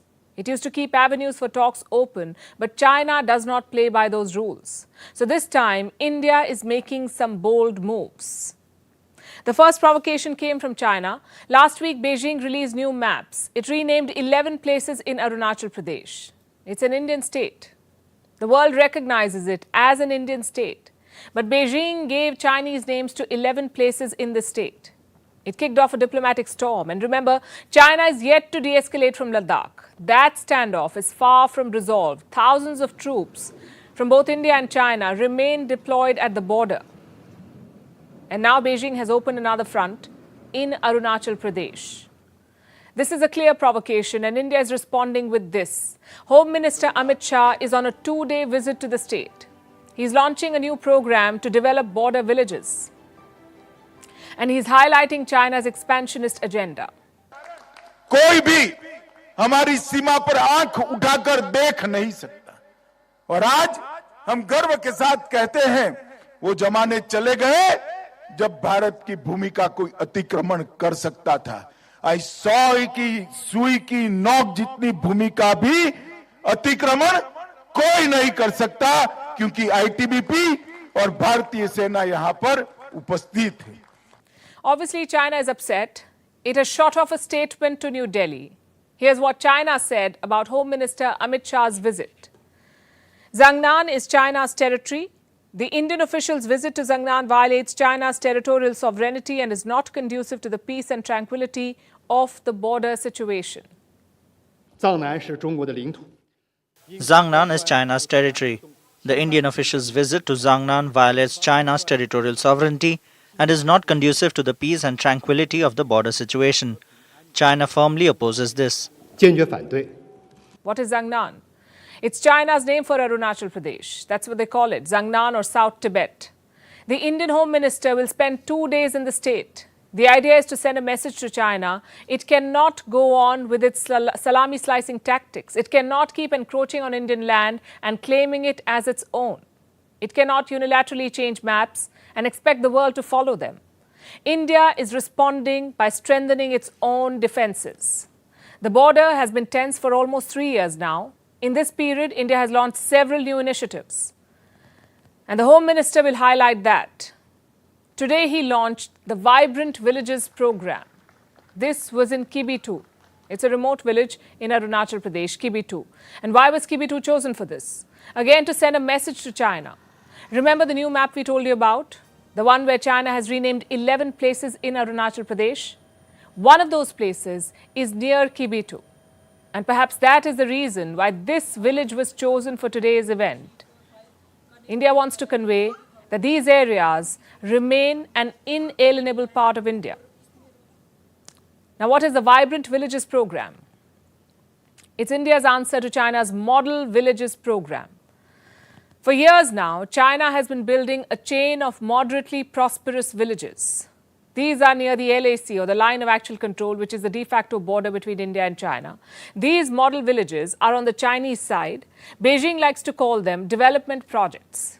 But essentially, they're bases for China to further its territorial claims. Experts say the Chinese military could use these villages. In the event of a conflict, they'll use this border infrastructure to mobilize men and military equipment. India's project is different, though. India is not an expansionist power. History is proof. India's rise has been peaceful. So this program, the Vibrant Villages program, is said to be a development and connectivity project. It is basically meant to integrate remote areas with the rest of India and improve the quality of life for those living there. Kibitu is just one project. There are almost 3,000 villages in 19 districts that will be developed through this program, 3,000 villages. And these villages will be on the northern borders of Arunachal Pradesh, Sikkim, Uttarakhand, Himachal Pradesh and Ladakh. So the plan is basically to cover almost the entire line of actual control with China. In the first phase, 662 villages will be covered. This includes 455 villages in Arunachal Pradesh alone. And which are the focus areas? Again, I have a list. Road connectivity, drinking water, electricity, which includes renewable sources like solar and wind power, mobile and internet connectivity, tourist centers, multi-purpose centers, and healthcare infrastructure. India has allocated about $586 million for this project. And that's not all. Kibitu is getting 9 micro-hydel projects too. They will provide electricity to border villages. On this visit, Home Minister Amit Shah is also inaugurating security projects. These belong to the ITBP, the Indo-Tibetan Border Police. It is India's first line of defense against China at the border, the ITBP. Earlier this year, New Delhi decided to bolster the ITBP. Close to 9,000 troops will be added to this force. A total of 7 battalions will be raised. And where will these troops be deployed? Reports say they will be sent to 47 new border posts and a dozen staging camps. These will be along the India-China border. So development of remote areas and security are covered. But India's response has a third aspect too, and that is connectivity. In recent years, India has ramped up connectivity projects, especially in Arunachal Pradesh. As of last year, there were 73 road construction projects in the works. This is border infrastructure for the state of Arunachal Pradesh. These roads will enable better access to the LAC, the line of actual control. In 5 years, India has spent around $1.8 billion on roads alone, $1.8 billion. And that's how India is approaching its China challenge, covering all bases and firming up defenses. The only difference is this. Earlier, India preferred to work quietly while China played the wolf warrior. Beijing talks in a loud and confrontational tone and follows up with provocative actions on the border. Home Minister Amit Shah's visit to Arunachal Pradesh is a departure from the past for India. It no longer wants to stay silent. It is making its intentions clear and acting decisively as the dragon breathes fire. And speaking of India acting decisively, will the UK get a sample too? I ask this because a report has been making the rounds since yesterday. It says India is halting trade talks with the UK over Khalistani attacks. This was reported by the British media outlet The Times. It said India was angry because Britain had failed to crack down on the Khalistanis. Remember, India has come under attack in London. Khalistanis ran riot at the Indian High Commission last month. They tried to desecrate the Indian flag. New Delhi has been demanding action against them. It also identified the attackers and filed cases against them. Now, The Times has published this report. It says India will stall trade talks until London cracks the whip. Hours later, Indian authorities weighed in. They're said to have called this Times report baseless. No formal statement has been issued yet. The Indian denial was conveyed through an anonymous government source. And then a statement came from the UK, from a spokesperson of the Department for Business and Trade. This is what it said. Both the UK and India are committed to delivering an ambitious and mutually beneficial FTA, that's free trade agreement, and concluded the latest round of trade talks last month. So apparently the trade talks are on as scheduled. A British parliamentary delegation is also in New Delhi as we speak. This is to discuss trade and research opportunities. Also the Free Trade Agreement or FTA. This is the first UK parliamentary visit to India in 6 years. Clearly, the trade deal is important. It's basically a UK-India Free Trade Agreement or FTA. It's a way to facilitate trade between the two countries. And how do you do that? By reducing import tariffs. They'll also be able to sell each other goods and services in previously restricted sectors. The details are still being worked out. The FTA was proposed last year in June by the Boris Johnson government in London. And the UK has been very keen on it, especially after Brexit. Remember, they've had to leave the common European market, so they must secure bilateral trade deals to make up for it. The UK has approached Canada, Australia and India with new trade deals. And with India, they see a lot of promise. Even without a trade deal, bilateral trade between India and the UK was worth over $42 billion last year. It grew by $12 billion since 2021. It's a growth of over 40%. The FTA will raise it further. It is expected to boost trade by $35 billion annually by the year 2035. But the deal has been delayed, mostly because of the crisis in the UK government. Last year, remember, was chaotic for them. 2 prime ministers got the boot in quick succession, first Boris Johnson, then Liz Truss. Rishi Sunak began his innings trying to get the house in order. Trade talks only resumed after he met Indian Prime Minister Narendra Modi in November last year in Bali. This was during the G20 summit. So talks resumed then and have been making slow but steady progress. But last month, the Khalistani attack took place. India took a tough stance. It condemned the UK's lax approach to Indian security. It demanded that the Khalistanis be deported. And amid those tensions, trade talks got delayed. Since the attack, the UK has taken some steps to placate India. It has stepped up security outside the High Commission in London. It has also arrested the person who tried to desecrate the Indian flag and promised to not be lenient on violent Khalistanis. It can do a lot more, of course. Now, if the trade negotiations continue like usual, it means that New Delhi is taking London at its word. And it also points to a shift in the UK's approach to India. It's now UK that listens to India's concerns and requests. one that doesn't disregard justified demands from New Delhi, a UK that goes out of its way to accommodate India. Is this a sign that India has arrived on the global stage? Well, yes and no. It's not as simple as that. The UK also needs the trade boost from India. It has been struggling economically since the Ukraine war began. And before that, due to Brexit. So once again, the UK is looking at the Indian subcontinent to fill its coffers. But the change is that India seems to be negotiating from a position of power, like a partner and not a former colony.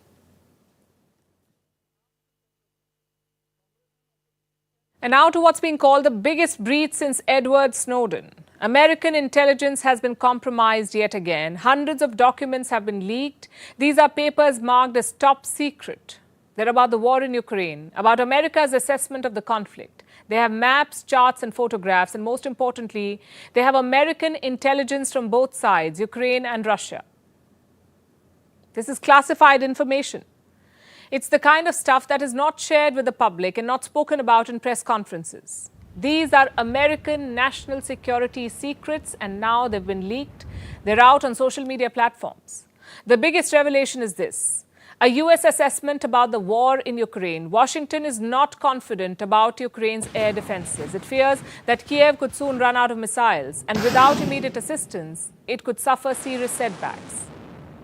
Now, you could say none of this is a secret, really. It's evident to anyone who's following the war. And you'd be right. But here's why this is significant. Publicly, the Americans say Ukraine is winning the war. Privately, they feel Ukraine is vulnerable. And this private assessment is now public. It's embarrassing for the US establishment. And it is damaging for Ukraine. Remember, in war, information is also a weapon. That is why it is so carefully guarded and managed. So this leak is definitely a loss. And we're not talking about one or two documents here. We're talking about almost 100 top secret documents. Almost 100 documents have been leaked. They appeared on internet platforms like Twitter, 4chan, and Telegram. It's not clear who leaked them, but the papers look photographed, as if someone took them out of a folder and clicked photos and then published them online. American officials are probing the source of the leak, and the papers reveal a lot. We'll cover the highlights tonight, starting with Ukraine's ability to defend itself. The leaked papers say that Ukraine is running out of supplies, specifically missiles for air defense. And this assessment dates back to February this year. So it's more than 2 months old, more than a month old, rather. It said that Ukraine is rapidly using up its stockpile, and by the 2nd of May, it could exhaust its air defenses. Now, let me repeat, this was the assessment in the month of February. We cannot say if it holds today or if Ukraine's stockpile is depleting at the same pace or faster or slower. But we do know that Kiev still depends on the West, and that Zelensky has repeatedly asked allies to speed up deliveries. So it is possible that Kiev would need more missiles, and that without them, it would be vulnerable. Russia will get an opening then to launch more aerial attacks. A Ukrainian colonel was asked about these leaks. He refused to comment on the specifics, but he did say that allies should speed up assistance. In fact, I have that statement with me. This is what he says: if we lose the battle for the skies, the consequences for Ukraine will be very serious. This is not the time to procrastinate. Clearly, the risk is real, and this is only one part of the leaked documents. What else do they say? They confirm what the world has long known, that America likes to spy both on allies and adversaries. These papers have revelations from Canada. This is about a Canadian gas pipeline. It was compromised by a Russian hacking group in February, and the US had an assessment about it. It said the hackers were being guided by Russia's FSB. FSB is the Russian Federal Security Service. It is the successor to the infamous spy agency KGB, of which President Putin was once a member. Meanwhile, the leaked papers also talk about Israel, about the recent protests against Prime Minister Netanyahu's judicial reform. You may remember those, the large-scale protests. They were arguably the biggest ever in Israel. Now, the Pentagon had a view on these protests. It says this was the work of Mossad. Mossad is Israel's spy agency. The Pentagon believes that Mossad backs the protest against Prime Minister Netanyahu. and that it encouraged its staff and Israeli citizens to participate in these protests. This is quite a dramatic claim. If proven, it could have serious consequences in Israel. For now, Israel has disputed it. The American papers also mention the possibility of Israel supplying weapons to Ukraine. It hasn't happened yet. Israel supplying weapons to Ukraine, but American officials have gamed out that scenario. South Korea too features in the leaks. Apparently, Seoul is torn between backing Ukraine and upholding its own policy. What policy? South Korea has a policy of not providing lethal weapons to a country at war. Now, the US believes they're debating this policy.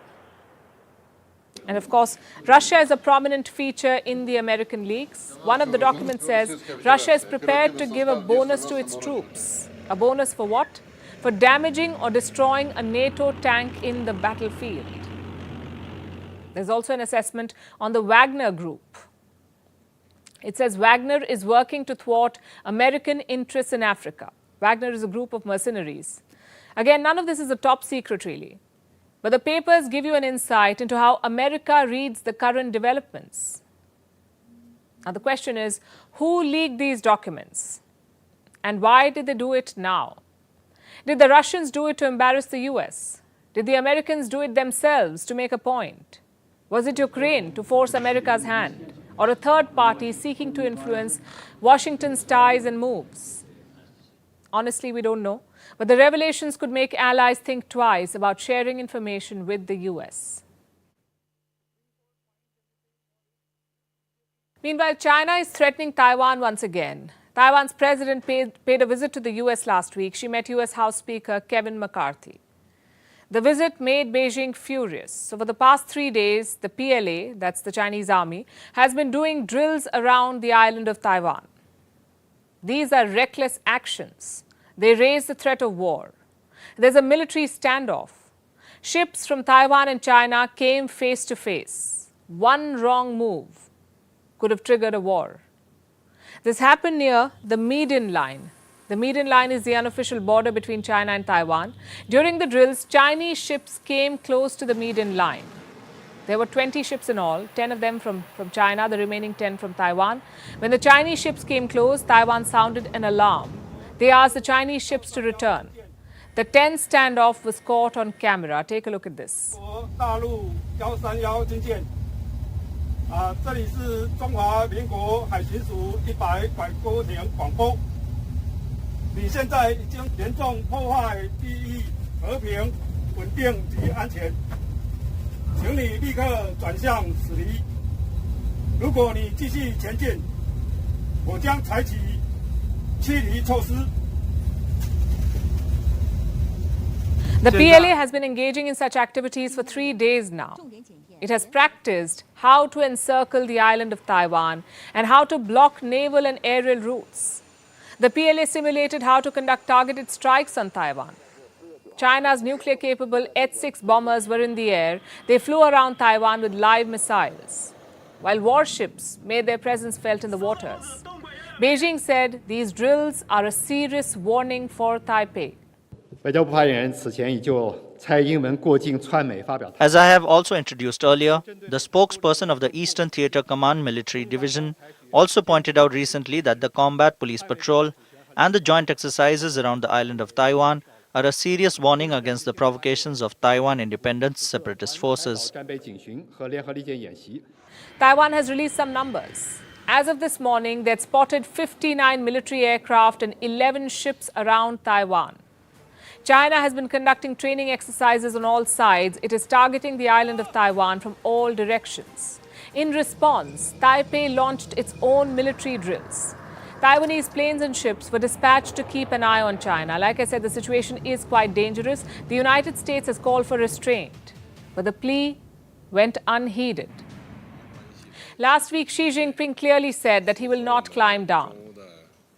EU chief Ursula von der Leyen was in Beijing. She asked the Chinese president to dial down the tensions. He snubbed her. He said it was quote-unquote wishful thinking to expect a compromise from Beijing.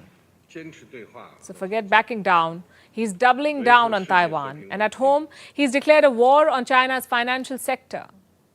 There is a wave of new corruption probes and surprise audits in China. Since February, more than a dozen executives have faced action. They've either been investigated or penalized over claims of corruption. The most high-profile case is that of Liu Liange. He's the former chairman of the Bank of China. The charges against him are not clear. The Communist Party has issued a one-line statement. It says, Liu is suspected of, and I'm quoting, suspected of serious violations of discipline and law. That's all that China bothers to say when it goes after a senior official. Serious violations of discipline. Ostensibly, it's a fight against corruption. But more often than not, it's a purge. They're eliminating the critics of President Xi Jinping. He took control in 2012, and since then, Xi Jinping has targeted more than 4 million officials, all in the name of fighting corruption. Most of these are government officials. And now China's financial sector is the new target. The crackdown has already begun, and they're feeling the heat. Banks are cutting salaries of executives, bonuses are being slashed, and this could get ugly in the coming days. Remember, last month Xi Jinping began his third term in office. He has made himself more powerful in the Chinese system by installing loyalists in key positions. Now President Xi is wielding this power against Taiwan and against his own people. Now let's talk about something else that China seems to be disrupting. The US-Europe bonhomie. French President Emmanuel Macron was in China over the past few days. He held talks with China's Xi Jinping. He discussed the war in Ukraine and the tensions over Taiwan. But it was also a business trip, a way to get China to sign more trade agreements with France. And what was the outcome of the trip? Not too many tangibles. China refused to condemn Russia for its invasion of Ukraine. It refused to make any assurances regarding Taiwan. In fact, as soon as Macron was out of the Chinese airspace, China began its latest round of drills around the island. But both Macron and the Chinese media are hailing the trip as a huge success. Why? Because both sides believe it was a shot in the arm for European strategic autonomy. First, let's understand what that is. What is European strategic autonomy? It means that the European Union is acting independently of the US when it suits European interests.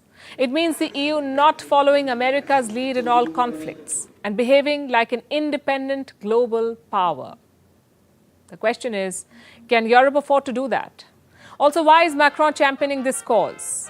Because he doesn't want to fight with China. Remember, the US has promised to defend Taiwan if China attacks, and China has promised to take Taiwan by force if needed. Now, Emmanuel Macron says Europe should not get caught up with this. Washington has labeled Beijing as its greatest threat. It is fighting trade wars with China. And all of this affects Europe too. If European companies do certain businesses with Beijing, they face American sanctions. And this also limits Europe-China trade prospects. The French president wants to change all of that. So does German Chancellor Olaf Scholz. He went to China last November to discuss trade. But it's a tough balancing act. Europe depends on the US for military protection. Protection which seems imperative considering what's going on in Ukraine. So it can't really afford to anger Washington beyond a point. But Emmanuel Macron says the EU should not follow the US policy everywhere, that European nations should not become American vassals, because they will suffer in the event of a US-China conflict. It's typical Europe. Remember, China overtook the US as Europe's largest trading partner in 2020. We mentioned this last week too. Now, Europe is suffering a cost of living crisis, mostly because of the war in Ukraine. And China's help will be essential in getting European economies back on track. So Europe is not very keen on this whole talk of decoupling with Beijing. They are more keen on what Macron is advocating. Ignore the US and keep dealing with China. It's like having your cake and eating it too. Just under the fancy label of European strategic autonomy. Now, of course, China wants all of this to happen as well. Trade with Europe would continue to boost China's economy. It also drives a wedge between America and its traditional European allies. It's a win-win for Beijing, really. And that could explain why China rolled out the red carpet for Macron over the weekend. He was invited to tea ceremonies. He was speaking at schools and basically swarmed by a fawning Chinese audience. like a French emperor visiting the grand Chinese court. And Macron wants the world to lap it all up. This is what he put up on his Twitter handle today. Alors, oui.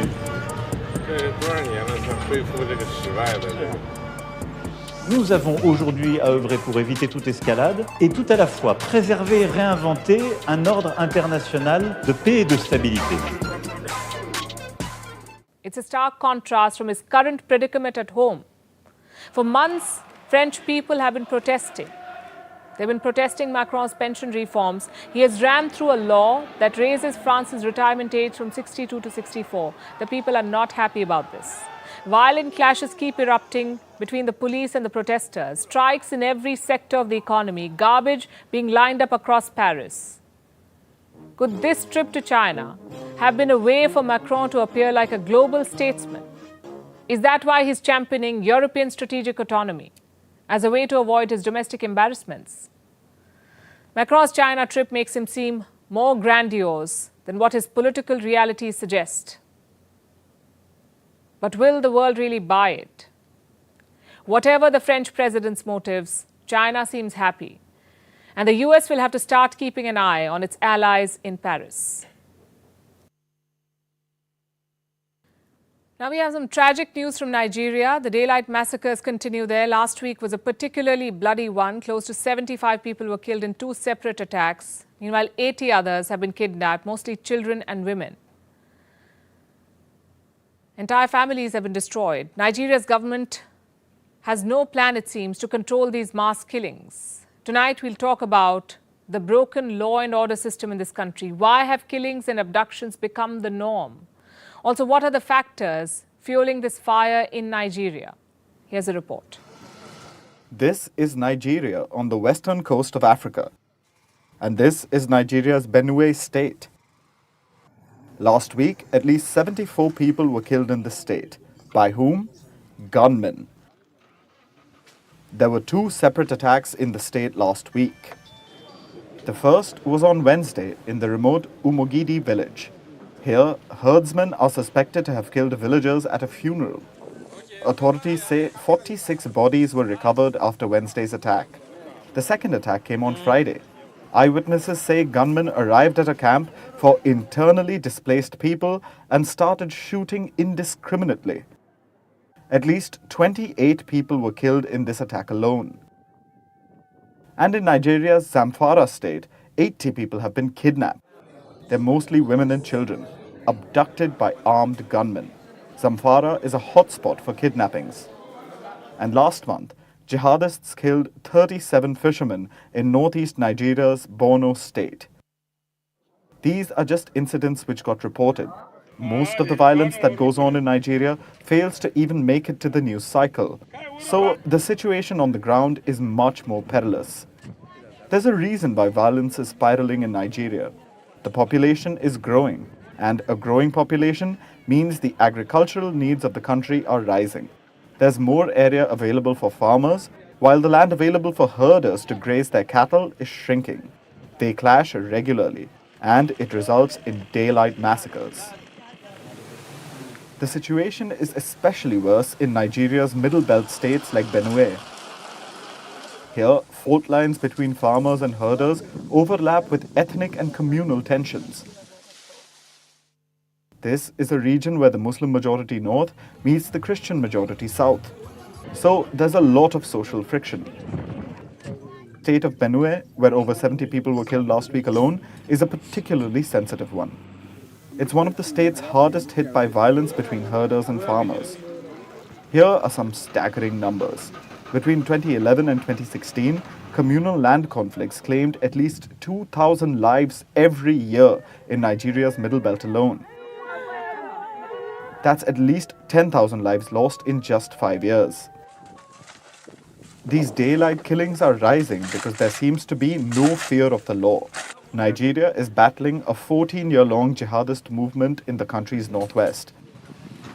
In the southeast, separatist forces keep mounting their own attacks. And then there's the Middle Belt region, where communal violence poses a significant challenge. Here, heavily armed bandits ransack entire villages and kill people with impunity. They also carry out mass abductions to earn ransom money. So what's the government doing? Whatever it is, it's evidently not enough.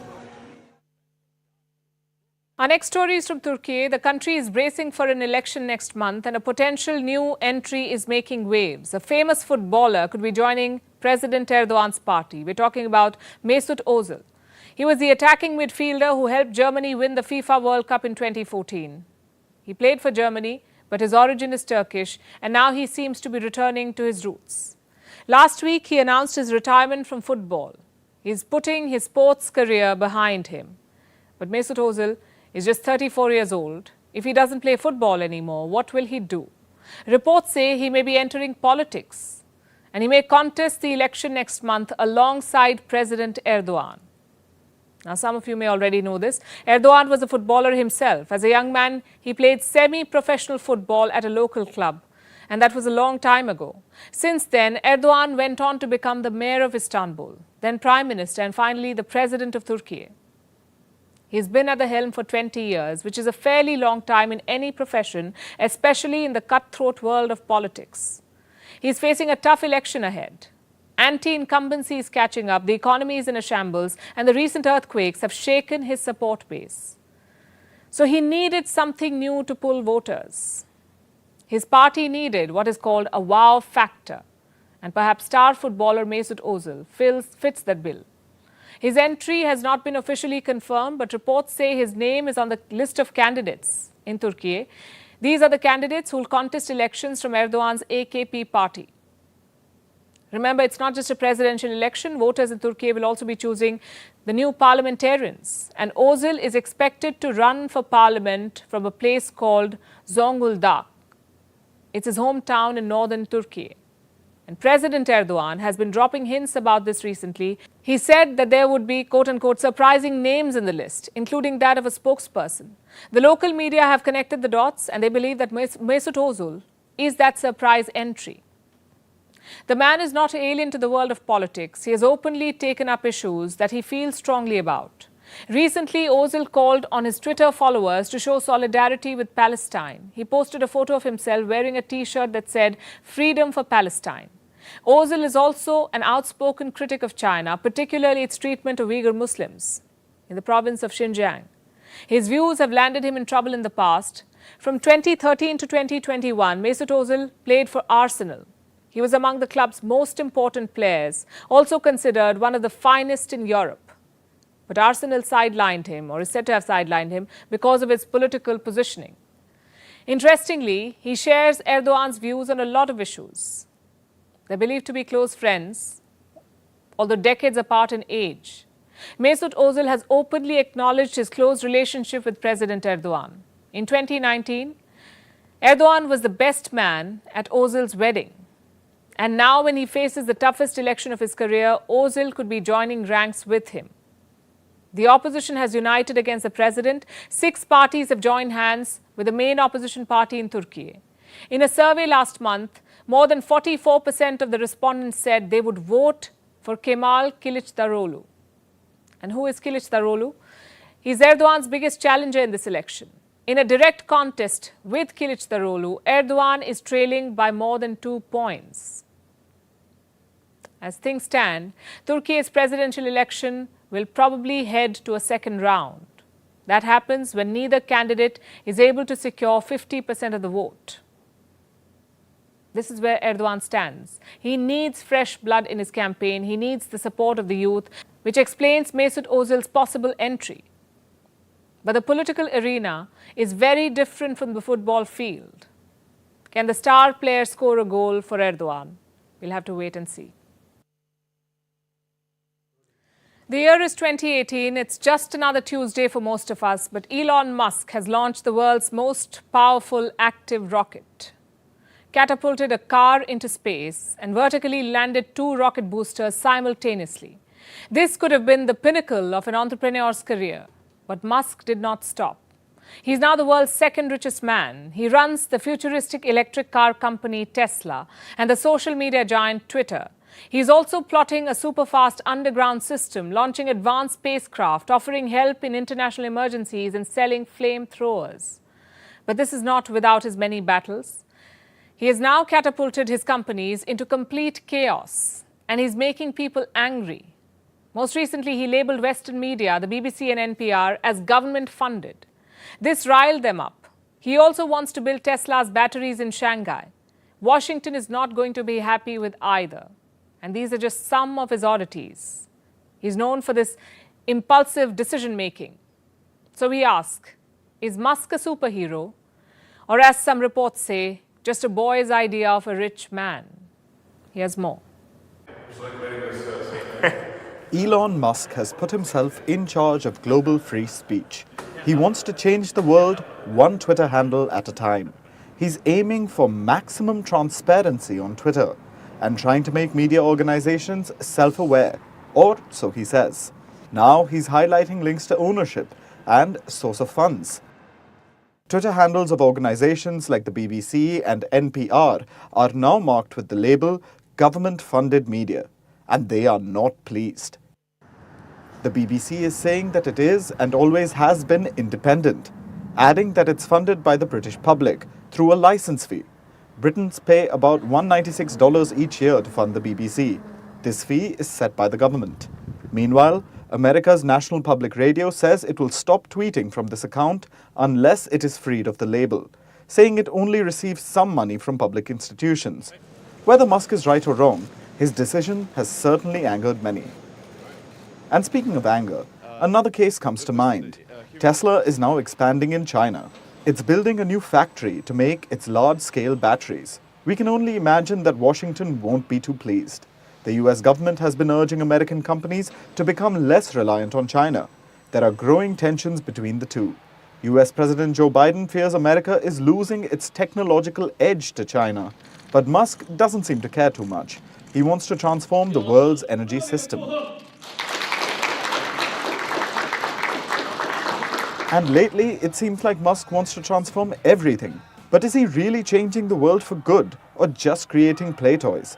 Most of the battles Musk picks revolve around fast cars, smart toys, spaceships, dog memes, women, strange jokes, loving fans, and more memes. But the reality of how he's doing is a little different. Twitter is now valued at less than half of what he bought it for. Tesla stocks tanked after his Twitter purchase. His employees have been quitting back front and center. Some are being fired in the most inconsiderate ways. It seems like Musk has failed to admit when he is wrong. He refuses to apologize, and he rarely holds himself accountable. In December, he posted a Twitter poll asking if he should step down as CEO, saying he will do as the results say. 57% of the respondents said that he should. But guess who's still the CEO of Twitter? It's truly beginning to seem like with every dollar Musk makes, he acquires the ability to purchase carelessness.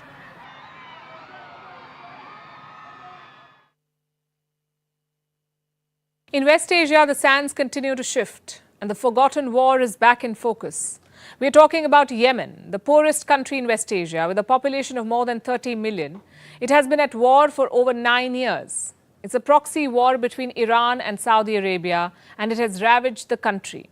A record number of civilians have been killed, tens of thousands have been injured, and more people than ever are going hungry.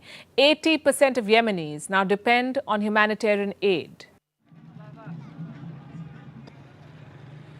Yemen is a small West Asian nation and a site of grievous suffering. This desert nation on the edge of the Arabian Peninsula shares its borders with Saudi Arabia and Oman. And its neighbors, along with other countries, have literally backed it into a corner. We are talking about Yemen's forgotten war. It has been the country's undoing. At least 14% of its population have been displaced. Thousands killed, 70% of them are children. And most Yemenis are going hungry.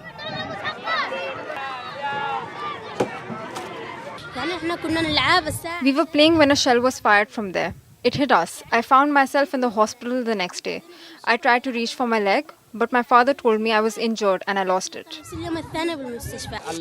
There are a few organizations that hand out a ration of wheat every 3 months.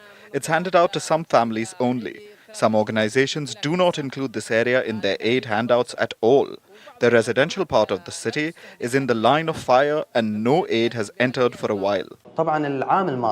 With the lack of support provided to Yemen, the crisis will grow bigger and people's needs will multiply. Yemen has been called the world's worst humanitarian crisis. But now there may be a ray of hope. A hope for ceasefire and a potentially permanent one. But first, let's quickly understand the conflict. Yemen's civil war began in 2014. It was started by Houthi insurgents. These are Shiite rebels with links to Iran and a history of rising up against Yemen's Sunni government. They took control of Yemen's capital, Sana'a. They toppled Yemen's Saudi-backed government in 2014. This invited intervention from foreign powers like Saudi Arabia.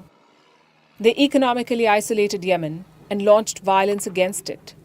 Even so, now Houthis control northern Yemen, and they've been fighting a Saudi-led military alliance since 2015. Yemen continues to pay the price of this proxy war. But now Saudi Arabia wants to talk peace. In fact, talks are on between Riyadh and Sana'a, and the neighboring kingdom of Oman is mediating. Saudi and Omani delegations landed in Sana'a late on Saturday. We are continuing and making these efforts in the context of achieving just peace. First, we affirm our firm position adhering to our just cause in more than a speech and stance. Our just demands include stopping the aggression completely. Their commitments have not been made public yet, but reports say they're looking at lifting a Saudi-led blockade on Yemeni ports. They want to fully reopen the Sana'a airport. And remember, Yemen has been working towards lasting peace for some time now. But this is the closest it has gotten to any real progress since the war began. International efforts are also making progress, like the United Nations peace efforts. They've been going on parallelly. They resulted in a temporary ceasefire last year. It was a period of truce. It enabled confidence-building measures, and restrictions on imports were eased. Prisoner exchange programs were held. But the real momentum came when Saudi Arabia and Iran agreed to re-establish ties last month. At the end of the talks, we reached a conclusion to start a new chapter after 7 years of breaking off relations between the Islamic Republic of Iran and Saudi Arabia. While considering the matters of the two countries and the security and future of the region, to prevent meddling from extra-regional and Western states and consistent meddling of the Zionist regime in the region. Saudi and Iran are behind this proxy war in Yemen. So if they take a step towards peace, the impact will be felt in Yemen too. I would expect to see, or I would certainly track any developments in Yemen for the next weeks and months to see if this agreement between Saudi Arabia and Iran has any impact on the ground in Yemen, where I think all parties, at least the Saudis and the Iranians, both probably want to move on. For a number of years, they have very much been in direct conflict as well as indirect conflict in other parts of the Middle East. And anything that can be done to reduce the kinds of violence that we see in Yemen, in Syria, Iraq, Lebanon, between Iran and Saudi Arabia directly is of benefit not just to the people in the region, but also to the world. Experts say that battle fatigue is clear among all parties. It seems like a war with no end and no fruits either. Can the peace talks, on top of everything else, help Yemen? There is no right answer yet. They can definitely make a dent, but it won't be easy. The political landscape in Yemen is complex. Negotiations could be drawn out. It could be extremely difficult to settle the differences. And Houthis remain the major force here. But they're talking to Saudis in the absence of other parties, including the Al-Qaeda. So while the détente between Saudis and Iran has helped, peace for Yemen will be a different ballgame. And now it's time for Vantage Shots, images that tell the story. We're starting with Ukraine. Russia forces attacked a residential building in the city of Zaporizhia. 2 people have been killed. In Indonesia, a giant sperm whale died after washing up on a beach. This is the 3rd such incident in Bali in a week. Meanwhile, a town in Finland held a reindeer racing championship. In the US, divers and snorkelers participated in a fun Easter egg hunt. And finally, we're taking you back in history. What happened on the 10th of April? Titanic started its journey from England. The year was 1912. Titanic was the world's largest and most luxurious passenger ship of the time. It was traveling to New York. Its builders said the ship was unsinkable. The so-called technological marvel could not survive an iceberg. We all know how it ended. It sank, and so did the aspirations of voyagers and the overconfidence of the builders. More than 1,500 people, in fact, died. We're leaving you with this. Thanks for watching. We'll see you tomorrow.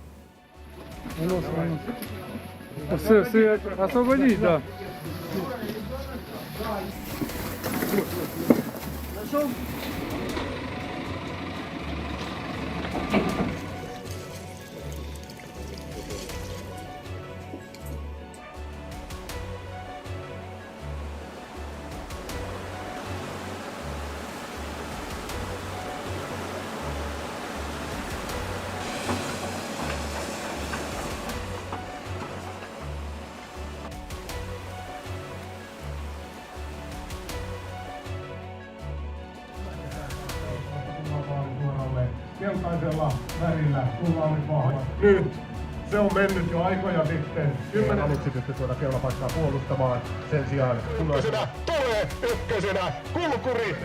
Nyt se on mennyt jo aikoja sitten. 10 sekuntia.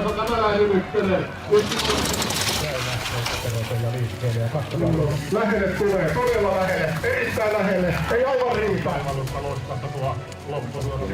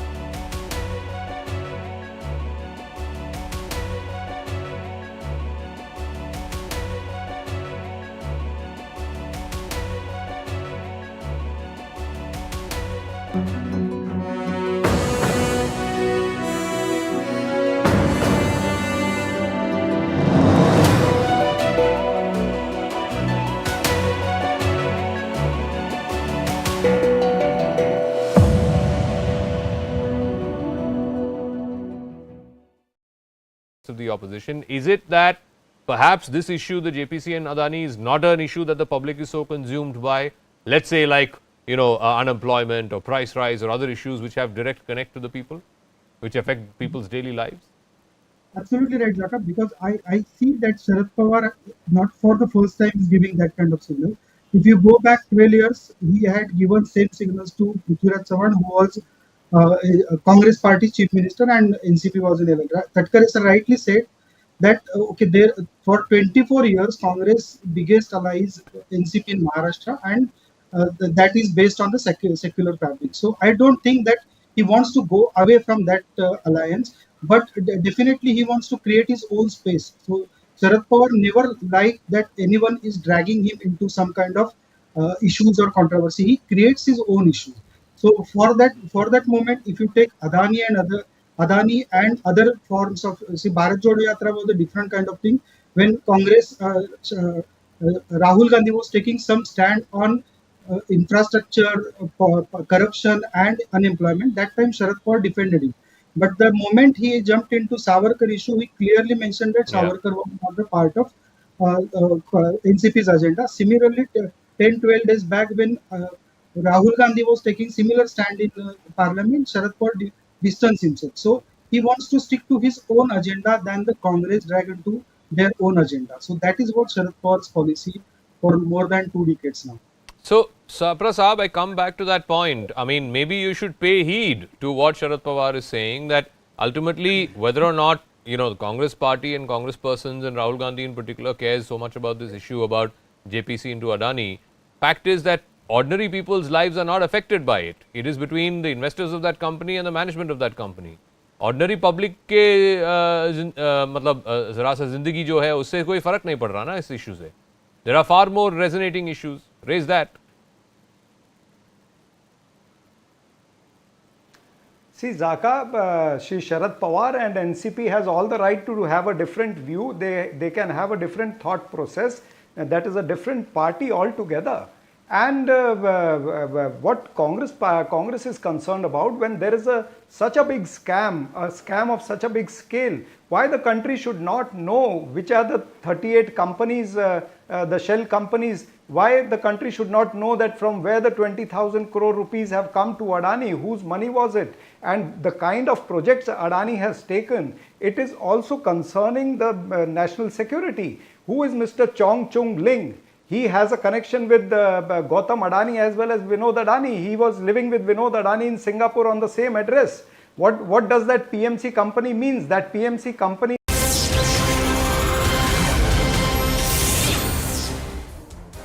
Hello and welcome to the late night edition with me, Ayushman Singh Jamwal. After days of a united opposition front in Parliament over the Congress-led demand for a JPC in the Adani matter, fresh cracks have appeared in the opposition camp as NCP Supremo Sharad Pawar junked the Congress party's idea.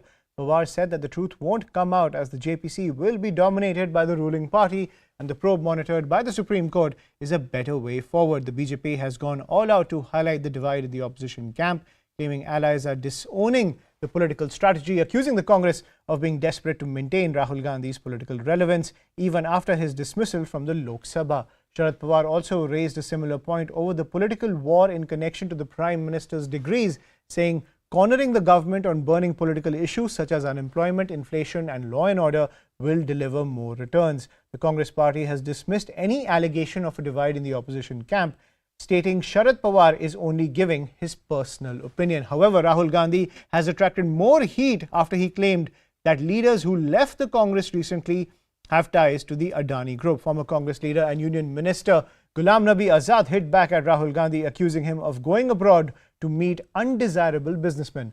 Azad said that the entire Gandhi family, including Rahul Gandhi, have such controversial associations.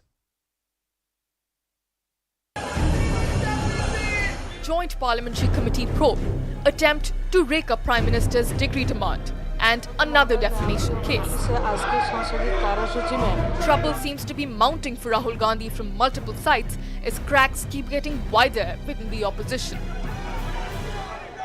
After days of a united front in the Parliament over the Congress-led demand for a JPC in the Adani matter, fresh cracks appeared in the opposition camp as NCP Supremo Sharad Pawar junked the Congress party's idea. हमें ऐसे लगता है कि JPC का जो composition होगा, ये composition में समझो 31 सदस्यों की जेपीसी हो तो इसमें 15 लोग रूलिंग पार्टी के रहेंगे और 5 या 6 लोग अपोजिशन के रहेंगे। तो जहाँ ओवरवेलमिंग मेजॉरिटी रूलिंग पार्टी की है, वहाँ देश के सामने सच्चाई क्या है, वो कहाँ तक आएगी, इस पर कोई भी आशंका पैदा कर सकता है। Today, within a week, Pawar differed with the larger opposition on another issue. He rubbished the opposition's attempt to rake up the PM Modi degree row. Pawar said that many more burning issues plague the country and anyone's educational degree shouldn't be a matter of political discourse.